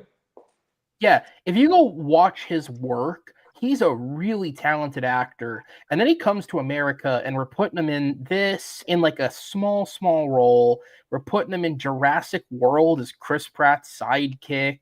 We're putting him in Transformers 5. As Like, the French hot rod. That's a conversation for another day. yeah. I don't know. The most positive thing I have to say about that is it's technically less racist than previous interpretations in that franchise. I love that the benchmark he's striving for now technically It less really racist. is. It really. Yeah, like I can't. He is striving his entire career to be known as technically not racist or technically Yeah, less racist. yeah. It like of all the conversations I want to have with all the people in Hollywood, the person who I want to talk to most in the Transformers franchise is Reno Wilson because I want to know how he read that script and thought this was a good idea. I want to know how he read that script and didn't bitch slap Michael Bay. And not only Like that, I, bitch slap I Tom I Kenny. understand that like Transformers 2 comes with that story of like, obviously rest in peace Roberto Orsi, but like Orsi and Kurtzman and Bay like hunkered down in a hotel room 2 weeks before the strike and wrote that screenplay. Yeah, it doesn't take 2 weeks in a hotel room to develop racism. Like you can exclude that still. That didn't need to be there. It's like of all the things we need to make sure to make the final cuts, racism. That's not Yeah. going anywhere in the final script. We'll I change the time on the sets, but racism yeah. will stay on no matter what. Yeah, that just so many like even as a kid watching that film, like it's Oh, what's as a kid, that didn't even want to stop watching the Transformers movies in theaters. Like I never what saw another Transformers film in theaters until 5 when I was seeing everything in theaters. No, I'm sorry. I did go see 4 because 4, like everyone, duped me to think this will be different. Oh, see, four's where I gave up. I saw 4, And then by the time 5 came out, I was working at a movie theater, and I shit you not, I walked like opening weekend, I walked into a theater, and it's one of the scenes where they're in like a vague desert area talking, and I just remember standing there. It was like there was like a projection issue, and I was like watching the film while they were fixing it to make sure it was good. And I legitimately standing there thinking to myself, I swear to God, this scene was in the fourth one. Like, I think this exact scene exists in the fourth. I'm not watching this crap. I saw it years later, and it was crap. It was. But X-Men Days of Future Past is the opposite of crap, even if it wastes Omar Sy. That said, though, again, considering the third film kind of did him dirty, I'm glad that Shawn Ashmore at least gets a memorable part of the movie in this. Oh, he does. Like, he gets a and lot. the Iceman. Also, we also get a patented Colossus, not a line, but a word. Every time he's in a movie, he gets like one word or one line. Yeah. Yep, he got a single word. Got a single word. Been in this franchise since 2003. Only gets one word in the movie where he gets killed twice. I was gonna say other characters. Nick Holt, I do think is very good in this film as well. I feel like the writing for that character sort of came into its own past like nerd in this film. And I think he works really well. And to their credit, I mean, obviously all the X-Men in the opening, like the future stuff, obviously none of them are characters, they're cannon fodder.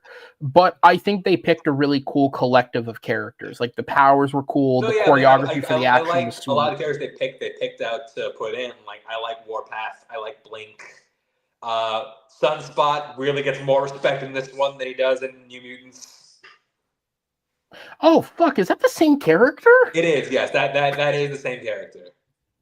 I've never put that together.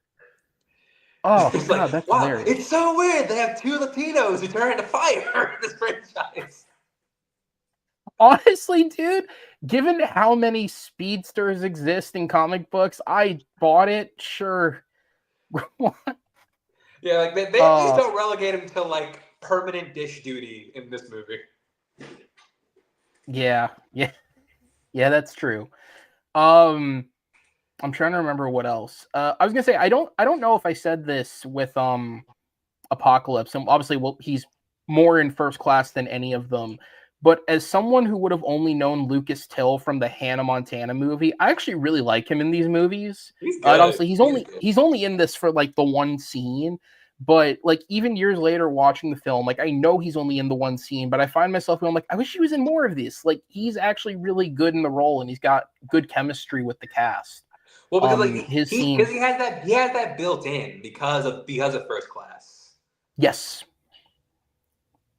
Yeah. I really like him in the film, and obviously we'll talk more on First Class, but I like him as an actor for these films. Yeah. And I mean, how could we move on without talking about Evan Peters? Oh yeah, we haven't done Evan Peters. Yeah, like the biggest like surprise of the film that like everyone was talking about, the fact that Quicksilver was fucking awesome. Like he was so good. His scene was well shot. It's well edited. It's well staged. I think that and I'm not sure if Aaron Taylor Johnson getting axed in Age of Ultron was as a response to this. I don't think it was, but it's just like a weird coincidence that like you have like the better version of this character come out like the year before another version of the character. Where it's so the story that I've heard is that it was complete accident that they both got used, and I felt like both sides thought that they had a legal ownership to both characters, and the conclusion of that was basically a handshake agreement that said, if you kill Quicksilver in Age of Ultron, you can keep Wanda, we can keep Quicksilver, and we don't have to figure out the rest of this through lawyers. Oh, that makes sense. It also helps that, like, you know, no offense to Aaron Taylor Johnson, you're a great actor, but like Evan Peters just is so much better as Quicksilver. And his like quirky nature is the exact type of like comedic relief that a movie like this needs. Yeah. Like he works, especially so Michael Fassbender, he works really well off of him. And like obviously they don't really truly ever pursue the whole he's their father thing, especially because obviously they don't follow up on the fact that he has a younger sister. But the two of them as actors, like if they had tried to pursue that legitimately, I think if it was written well, they could have pulled it off, and that's a big if. But That is a very big if. But yeah, I do I agree. think they could have pulled it off because the two of them work well off each other, even in the short scenes they have in this. Yeah. But yeah, no, this film is truly brilliant, and I think this is the bar that Kevin Feige will be looking at when it comes to X-Men in the MCU. I think this is where we have to match the best of what this film delivers and somehow try to top it as well. Okay. I was going to say about that in a second. Yeah. Well, I was gonna say I know that you had an X-Men film one higher. What's your number 2? My number 2 is actually his First Class. Okay, awesome. So do I talk about it now or? Yeah, go ahead. So yeah, this one, like these two are actually very close for me. But I think a couple things that separate First Class for me from Days of Future Past. One, I like this movie isn't very Wolverine dependent, and not that I don't like Hugh Jackman Wolverine. No, I I think agree. Hugh Jackman Wolverine is great, but I think that a pitfall of a lot of the X-Men movies is the fact that they're so dependent on Wolverine. So it's nice to see them try and develop the other characters. Like there are other X-Men other than Wolverine. And I see a movie try and like, okay, we're gonna put Wolverine in the back burner, have a cameo, a great cameo by the way. We're gonna put him on the back burner. We're gonna focus on these other X-Men, try and build them out and build this roster. I think the roster do is great. I think it worked for a first film. I think all the actors are really well cast and work really well off each other. I think that the portrayal of Professor X by McAvoy is great, but more importantly, like everything with Magneto, I think is absolutely incredible. And you can tell, like, we talk about the X-Men Origins film franchise. The next one was supposed to be Magneto, and they ended up working a lot of that into this one. And it shows because, like, a lot of like the really great character stuff, a lot of the drama, a lot of the ethos comes from Magneto. And Yeah. Fassbender is so incredible in this role. Like, I honestly think he might be better than Ian McKellen. I think he's like even in the bad ones, he's still killing it. He is, to me, like, and McAvoy's great, but to me, the only two actors that make it through all films unfazed, no matter what the quality is, it's him, and I do think Nick Holt does a great job of making it through all of them without ever looking lesser. But that said, Fassbender is still about 2 levels above Holt, and he rises to the occasion of the character. Yeah, I love the setting of the '60s, especially considering that's around the time. I'm not sure that's around the time when X-Men debuted, but like it does feel it's a very like retro style comics. So I do like that putting in that era. And I love the period piece aspect of it. And I was gonna say, I think like because obviously, one of the things that the X-Men films themselves like, and I think they really wasted it with this whole decades concept, and then like almost immediately falling apart from the decades concept. The X-Men existed, and we talked about this with the Wolverine. The X-Men existed through like real world horrors. So the idea of like covering the Cuban Missile Crisis and like in this fictionalized version, the part that mutants would have had to play in it, again, I think is a really interesting take on, like mutants would exist in real world events in the same way that like Wolverine fought wars. If the X-Men were around in the 60s, you most certainly think they'd be involved in this in some way. Yeah. I'm like this funny thing like this one in Days of Future Past were like so I mean like Days of Future Past like had the edge for me for a little bit, but I also did really like First Class like but watching him again, the thing that really put First Class over the edge for me, that score is immaculate. Like I'm a big film scores guy, and Okay. I think Henry Jackman's work on the score for this film I think is just absolutely incredible. I think the score is beautiful. It's memorable. I think that like that paired with the visuals of the scene, like I always think of the scene where he lifts the submarine or like turns the satellite, like that theme, and like the rest of the score too. I just think is just top-notch comic book movie score work. Not just X-Men, like comic movie period. I think Jackman did that great of a job. So I think that's what puts it over the edge for me. I think like in terms of quality and content, I mean, I also put a little above the Future Past, but I think the score for me really sells me. I think that score is just so phenomenal. No, that's totally fair. I mean, like the Jackman score for me that always comes to my mind is it's. I mean, speaking of Matthew Vaughn, it's either Kingsman, uh, or it's Captain America: The Winter Soldier, because I feel like that's the closest Captain America ever came to having a real theme. Yeah. Yeah, no, you're right. Jackman's a brilliant composer, and you're right. The music in this film does really stand out in a strong way, and I think that as a composer, arguably possibly the most underrated composer working. He's up there. I feel like He's definitely up there. his name doesn't get brought up as like a prominent composer, but he just goes along and does the work, and every few years you really get a score that stands out from him. Maybe it's the fact that he works in genre. Maybe. Like a lot of it is genre work, maybe, but yeah, no. So X-Men First Class is fifth for me.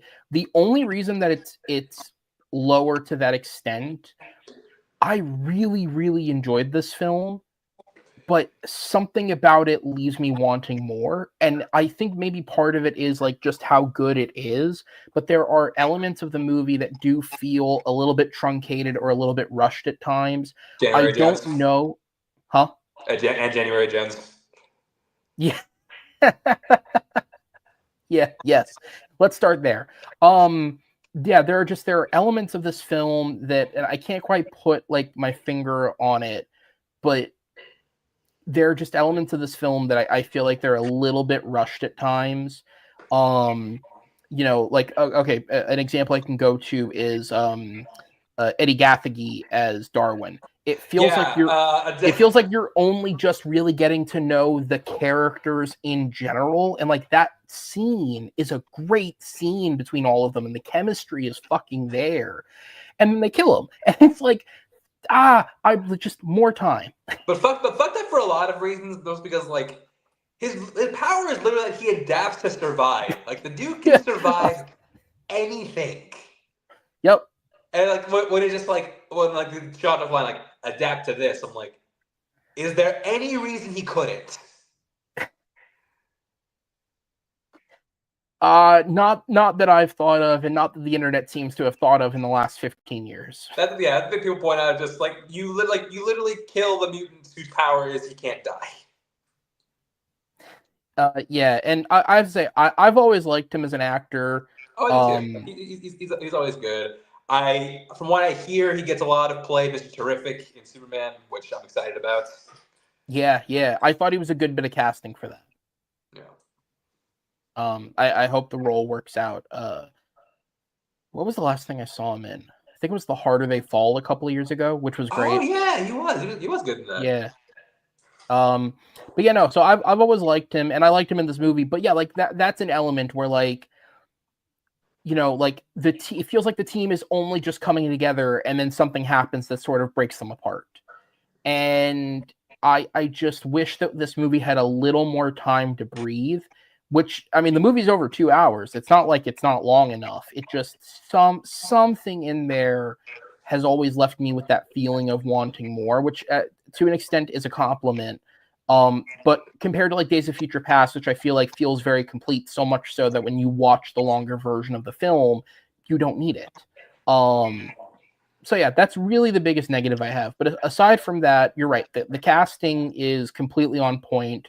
All the actors do a great job. I mean, obviously the ones that we mentioned, but like, who else? You have Jason Fleming, who's like a great British character actor as Azazel, a young Zoe Kravitz, a young Caleb Landry Jones as Banshee, which I always think of when I think of him. I think of that fucking creep he plays in Get Out.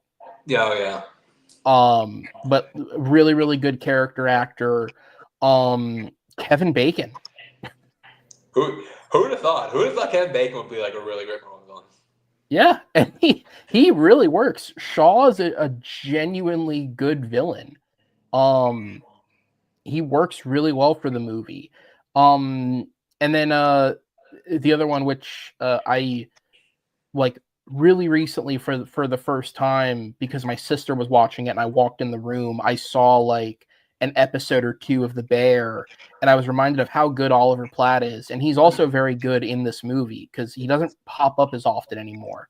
But he's great as just this like nameless CIA contact that's working with them. Yeah. But yeah, so I think the casting really excels in this movie. I think this movie served as obviously kick ass as well, but like this served as a great launch pad for Vaughn to go on and sort of have that creative freedom to like do what he wanted. And I think with this film, you know, some would argue, and I would argue for certain films, that the grander creative freedom has hurt him. But I think within the confines of X-Men First Class, he makes a brilliant film. Again, Yeah. like I said, like it's my criticism of being left wanting more is also kind of a positive. So, Yeah. which then leads us to my number 2, which is your punt from earlier, Deadpool. Mm-hmm. I mean, look, for what the movie is, it's as brilliantly made as I think what is essentially a comedy could be.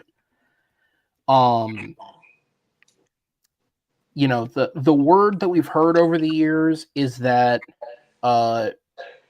Tim Miller and Ryan Reynolds didn't exactly get along the best while making it.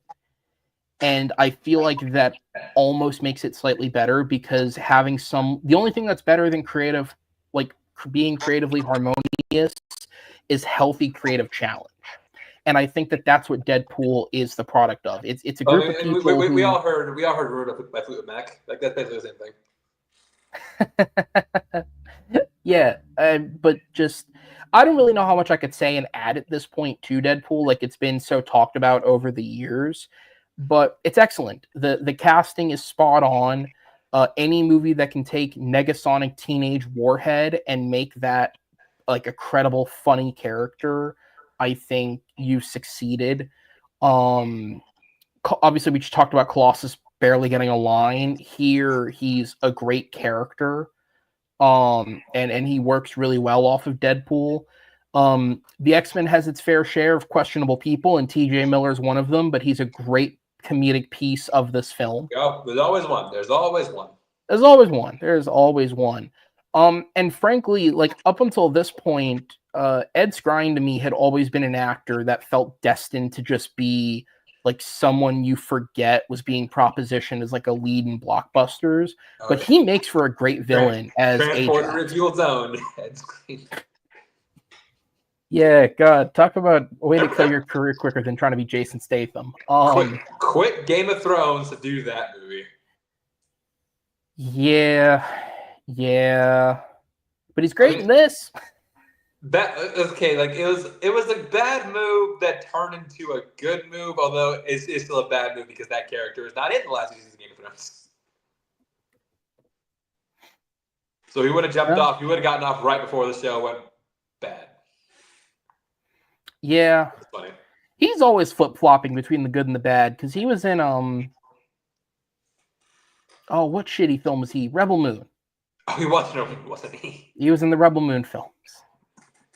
Yeah, Ed Skrein, I do like as the villain in this. Really good. I really do like Milan. I think he's fun. I like the running joke with him.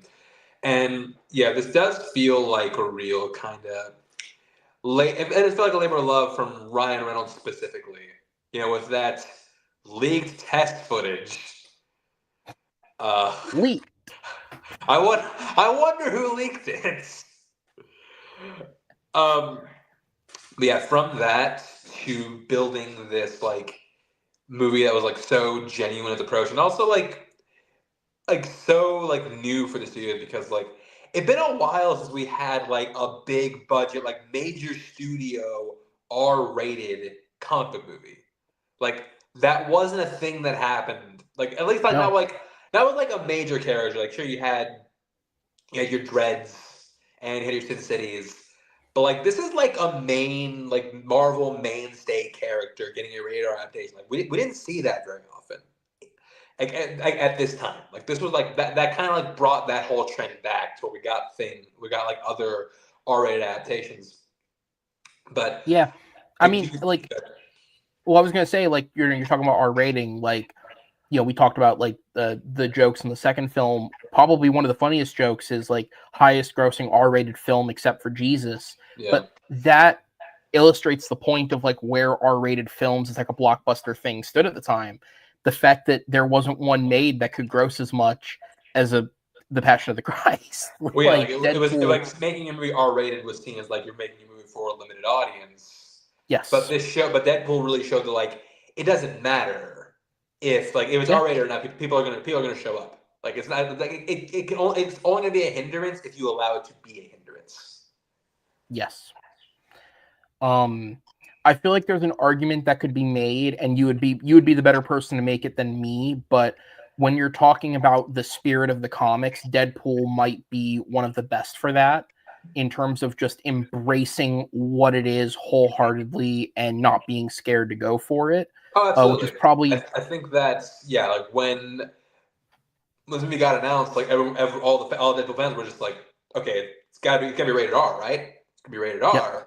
Then they got announced to rated R, just like that's perfect. And then we saw the trailers, like that tone looks perfect. And then like, yeah, I think this is up there. I'm not saying it's like the best, but I think as far as like representation of a character, I think like this is probably one of the better comic adaptations we've ever seen. yeah. And I mean, at all of it, obviously, we can talk about all the great comedic elements and the action elements, and I mean, the fact that this movie does kind of carry the creative ingenuity of like an indie film. I mean, like literally writing into your third act, forgetting the weaponry as a way to get around the fact that you don't have a budget to do a third act that these movies would have. But at the end of the day, like as the movie itself states, it is a love story, and genuinely, him and Miranda Baccarin have great chemistry. And as a through line through the three films, their chemistry on screen with each other is a big reason why this works. Because it's not just Deadpool's hilarious; it's like there's real emotion and care being put into this. No, yeah, 100%. I think I do understand why this is like the highest Deadpool film for some. I think that there's some jokes that aren't as funny the second time around, but I do think the spirit of the film and just the small scaleness of it and just like the heart that is put into the film, I think that's always going to stand. So I do think that That's fair. Deadpool is still great.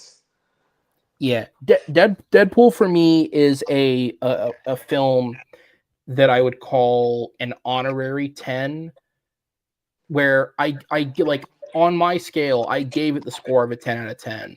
That doesn't mean it is. Like, there's definitely flaws that you can poke out with the movie, and absolutely, like, when the movie's trying to go for humor in this manner, there is just stuff that's not going to age well. But that feeling that I got the first time I watched it and how much I truly enjoyed it is enough for it to carry forth, that I'll always have that feeling. I think The Force Awakens is very similar, where, like, there are flaws, absolutely, but that feeling you felt the first time you watched it sticks with you. Right. Deadpool does that for me. It is endlessly enjoyable, even when there are moments that drag, just because it works. It's something that probably shouldn't work, but it works. Absolutely. Which brings us to a film that needs no introduction. It is both our number ones, as it probably should be. Logan. Yep. I'll be brief because I've talked about this film before. I think that Logan is one of, if not the pinnacles of the comic book genre. Hugh Jackman gives a performance that genuinely would have been worthy of an Oscar nomination. And even then, he's not the outrage of the film, because I still stand by to this day, Patrick Stewart should have been nominated for this film. It's a genuine crime that he wasn't. I think in a lot of ways, this film, I think this film being as good as it does helps Black Panther get to Best Picture the next year, because I think this opened people's minds to like, oh, this can be viewed in this way. And it is a beautiful swan song for, even with Deadpool and Wolverine existing, it's a beautiful swan song for this character that also leaves you with this feeling of hope. And for something that is so dour, I think that that's an incredibly successful mission. Yes. Daphne Keene's great. Boyd Holbrook is great. Oh God, what's his name? Richard E. Grant. Well, Richard E. Grant is really good too. No, Stephen. Oh, Steve. Oh my God. Well, I can. Caliban. Steve Merchant. Stephen Merchant. Thank you. It's just like skinny, British, pale. That's a lot of them. No, Stephen Merchant's great. Big guy, yeah, which is Big guy. big But departure yeah. for him because like I was a big fan of him from cause he's been in like comedies, like he was on the Ricky Gervais show where he's hilarious, dude. Never quite seen him like this. No. But yeah, so I love Logan.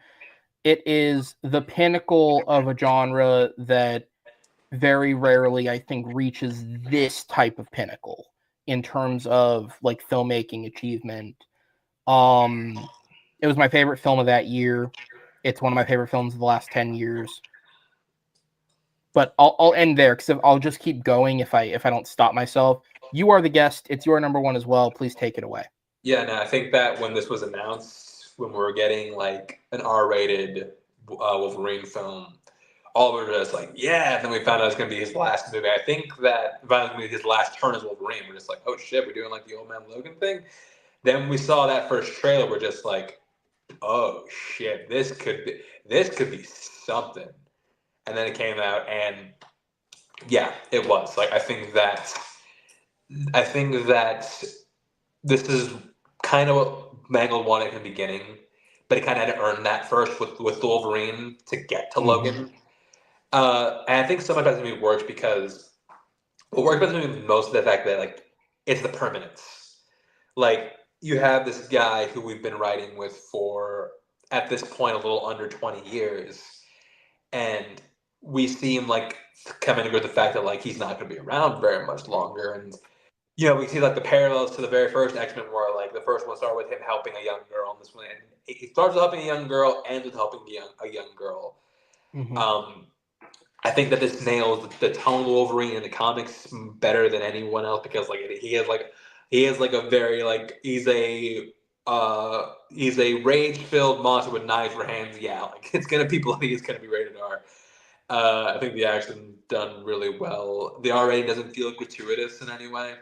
It also doesn't feel weird to see him go from like a PG-13 character to an R character. Like it does feel like a natural progression. And yeah, I think that this movie does a great job of like translating like Western genre tropes and like drama tropes into the superhero world. And it does that so well in such a memorable way to the point where like, yeah, it was just seen as like being like a really, really great film. And I do think that, yeah, I agree with what you say. Like, this should have been. I think if it comes out like a year or two later, he probably does get nominated. They probably both do get nominated for those. Absolutely. Like and I say this as someone who absolutely loves this movie, but if Top Gun Maverick can get to a nomination for Best Picture, then I think Logan absolutely has a chance nowadays. Absolutely. And yeah, I think this movie's beautiful. It's a comic book, but it's very human. And yeah, I think that this movie just works on so many levels. This movie's fantastic. Yeah, it's number one with a bullet. Yeah. And I should say for all the talk that's been given about like the film's lack of nominations, I think it can't be understated enough. It was nominated for adapted screenplay. which I think is, if it was only going to get one nomination, no matter how much I believe Patrick Stewart deserved it, because has Patrick Stewart ever been nominated for an Oscar? No. Okay. So as much as he truly deserved it, the screenplay nom, I think, did more good for the genre than anything else, because screenplay is one of those very practical things where you can like read a screenplay and see how well it's written and then look at how it translates to the screen and go, yeah, I get it. Like, this is excellently put together. Yeah. Excellent job. The worst thing I have to say about Logan is it made the disappointment of seeing Indiana Jones 5 that much more immeasurable. Yeah. because I don't even dislike the film. Like, I think it's It's good, fine. Like, it's fine at but best. it is not this. And this is what I had in my head. Like, and I knew it wouldn't be like Logan, but when I heard Mangold was doing it, I was like, okay, I see the vision, and that's not the vision they had. So I can see what you can do, and you're not doing it. Okay. Yo. Oh, all right. Well, unless you have anything more to add. I'm good. All right, then let's go ahead and build this list. So Logan's number 1, obviously. We have Deadpool and then First Class are both a number 2 and a number 5. But then Days of Future Past is both our 3s, and Deadpool and Wolverine is both our 4s. Okay, So we could either bump those 2 up to 2, 3, and then figure out the other 2 after, or we could put the other 2 first. What do you want to do? I like bumping it up to 2 and 3, so we'll do that. Okay. All right. So that puts Days of Future Past and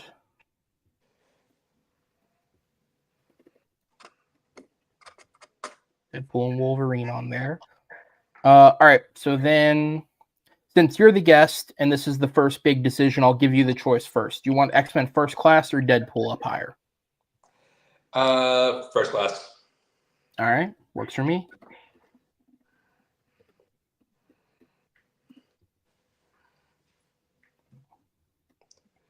All right. And then X2 very easily slides into 6th place.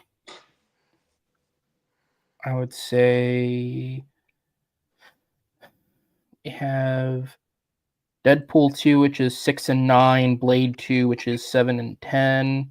I'm gonna make the choice. Even though I had it lower, I'm gonna bump Blade 2 up just because I think it does stand further, even though it was my 11-10. I think it stands far enough apart that we can put some space between them. All right. So then we'll put Deadpool 2 in. And then the rest of this list figures itself out pretty easily. Wolverine was 8 and 10. Blade was 8 and 11. And X-Men was 9 and 11. Never forget. Anyway. Yeah, I said it out loud. Yeah. All right. So, with that said, Chance, what I'm going to have you do is I'm going to have you starting with number 22 to read the full list. Okay. I'm going to have you state the numbers in between my reading, as this is the X-Men franchise, the Fantastic Four franchise, and the other miscellaneous titles known as the Marvel Legacy ranked. Okay, so I guess Marvel Legacy ranked number 22. Fant Four Stick. Yeah. Wow. Number 21. Elektra. Bad. Number 20. Blade Trinity. Lucky the other 2 exist. Number 19. X-Men Origins. Wolverine. Somehow managed to be the worst of the franchise. Number 18. Dark Phoenix. Lucky that X-Men Origins was more of a disappointment. Number 17. Daredevil. It's a good thing like Jennifer Garner got a higher nod on this list, but sorry Ben Affleck, this is as high as you get.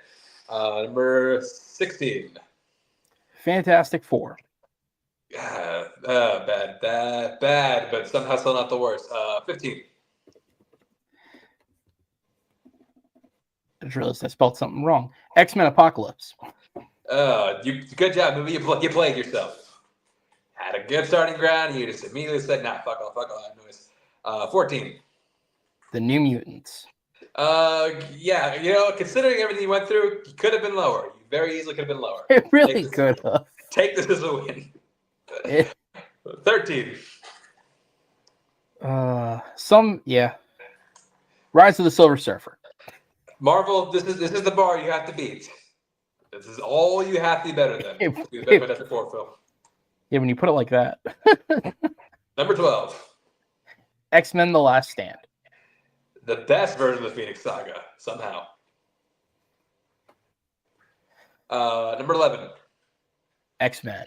Good starting ground. Is it okay? Yeah, that's all it needed to be at the time. Number 10. Blade. Yeah, the granddaddy of all Marvel films being taken seriously. Definitely a top tenner. Number 9. The Wolverine. Again, underrated. I understand it's memorable, but when you're watching it, good time. Number 8. Deadpool 2. Same thing. Not very memorable, but good time when you're watching it. Worse than Deadpool film, but hey, still pretty enjoyable. Number 7. Blade 2. Pinnacle of the Blade film, pinnacle of R-rated comic movie making. Thank you, Guillermo del Toro, for giving us Blade 2. Number 6. X2. Yeah, better sequel. Again, following that Marvel trend, only to do a third film. But hey, we got the house scene and the Nightcrawler opening. So yeah, good on you. Number 5. I just realized you made a point earlier about the sequel stepping up the original. We just had 4 number 2s in a row. Oh yeah, we did, didn't we? Number 5. Although Deadpool. in one case, yeah, this one is not below the second one. True. Yeah. Yeah, Deadpool, pretty much as perfect Deadpool movie as you can get for the time being. Did so much for R-rated comedy, did so much for the character, did a lot for Ryan Reynolds' career too. So good on you, Deadpool. Number 4. X-Men First Class. Yeah, Matty Vaughn coming in to do his thing. Should give some shine to some other X-Men characters that we didn't get a whole lot of shine to, and Jennifer Lawrence at the peak of her caring about this character in this role. Number 3. Deadpool and Wolverine.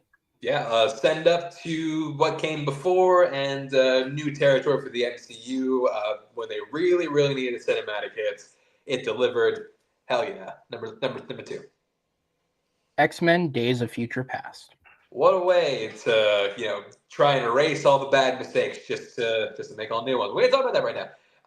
Way to translate one of the most iconic X-Men comics into a live action film. And number 1, Logan. nothing else needs to be said. That is number 1. That is the number 1. Absolutely. Chance, over the past 2 episodes, it's been a pleasure to have you, man. I would love to have you back on in the future. Particularly if there's a topic I ever have that I think works, I'd love to have you on for something not geek related, because I feel like a lot of the discussion people generally have with you is geek related stuff, but you certainly have more knowledge than that. Oh, I do, absolutely. Yeah, let me know. I'd love to come back. Yeah, and speaking of, man, go ahead and plug your podcast where you guys definitely talk about more than just geek stuff. Yeah, actually, we kind of make a point to not talk about geek stuff. Tours by Chance, where we talk about movies every week. I'm not sure what's going to be out at this point, but I think this is going to be after March, right? Yeah, late March, if not early April. Yeah. Okay, so we're in the middle of movie March right now, where we talk about our theme. Every March we look at a certain franchise, but this March is something different. We're looking at movies that failed to start a franchise. We're talking about your mummies, your last Airbenders. Mummy's the pinnacle, man. That thing. Yeah, Mummy is the big one, but yeah, we're talking about some movies that want to start a franchise, but it didn't work out too well. Also, check out the show on YouTube. We have our top 10 that came out for movies of 2024, and also if you like football, we talk football. In regular season every week, we're in the off season right now, so we're doing sporadically with new shows because they're not let's talk about right now. We're gearing up to do more episodes and some other fun topics. So be sure to tune into that. Yeah, absolutely. I've known both these guys for a long time. 2 good guys. Go listen to their podcast. All right, that's a great topic. That's the first time that I'd heard that because I hadn't seen. I'm sure Russell put up a Facebook post about it, but I hadn't seen it yet. So that is a great topic. Yeah, so it's gonna be some fun weeks of watching. So. Yeah. Jeez, The Last Airbender. Good luck with that. But yeah, this was a lot of fun. Thank you guys, everyone, for watching. And be sure to continue to tune in as we have more episodes coming leading up into the summer. But with that, my name is Aaron Knoll. This is Chance Ellison, and this was all the Marvel films that will be erased in 2 years by Secret Wars. Thank you.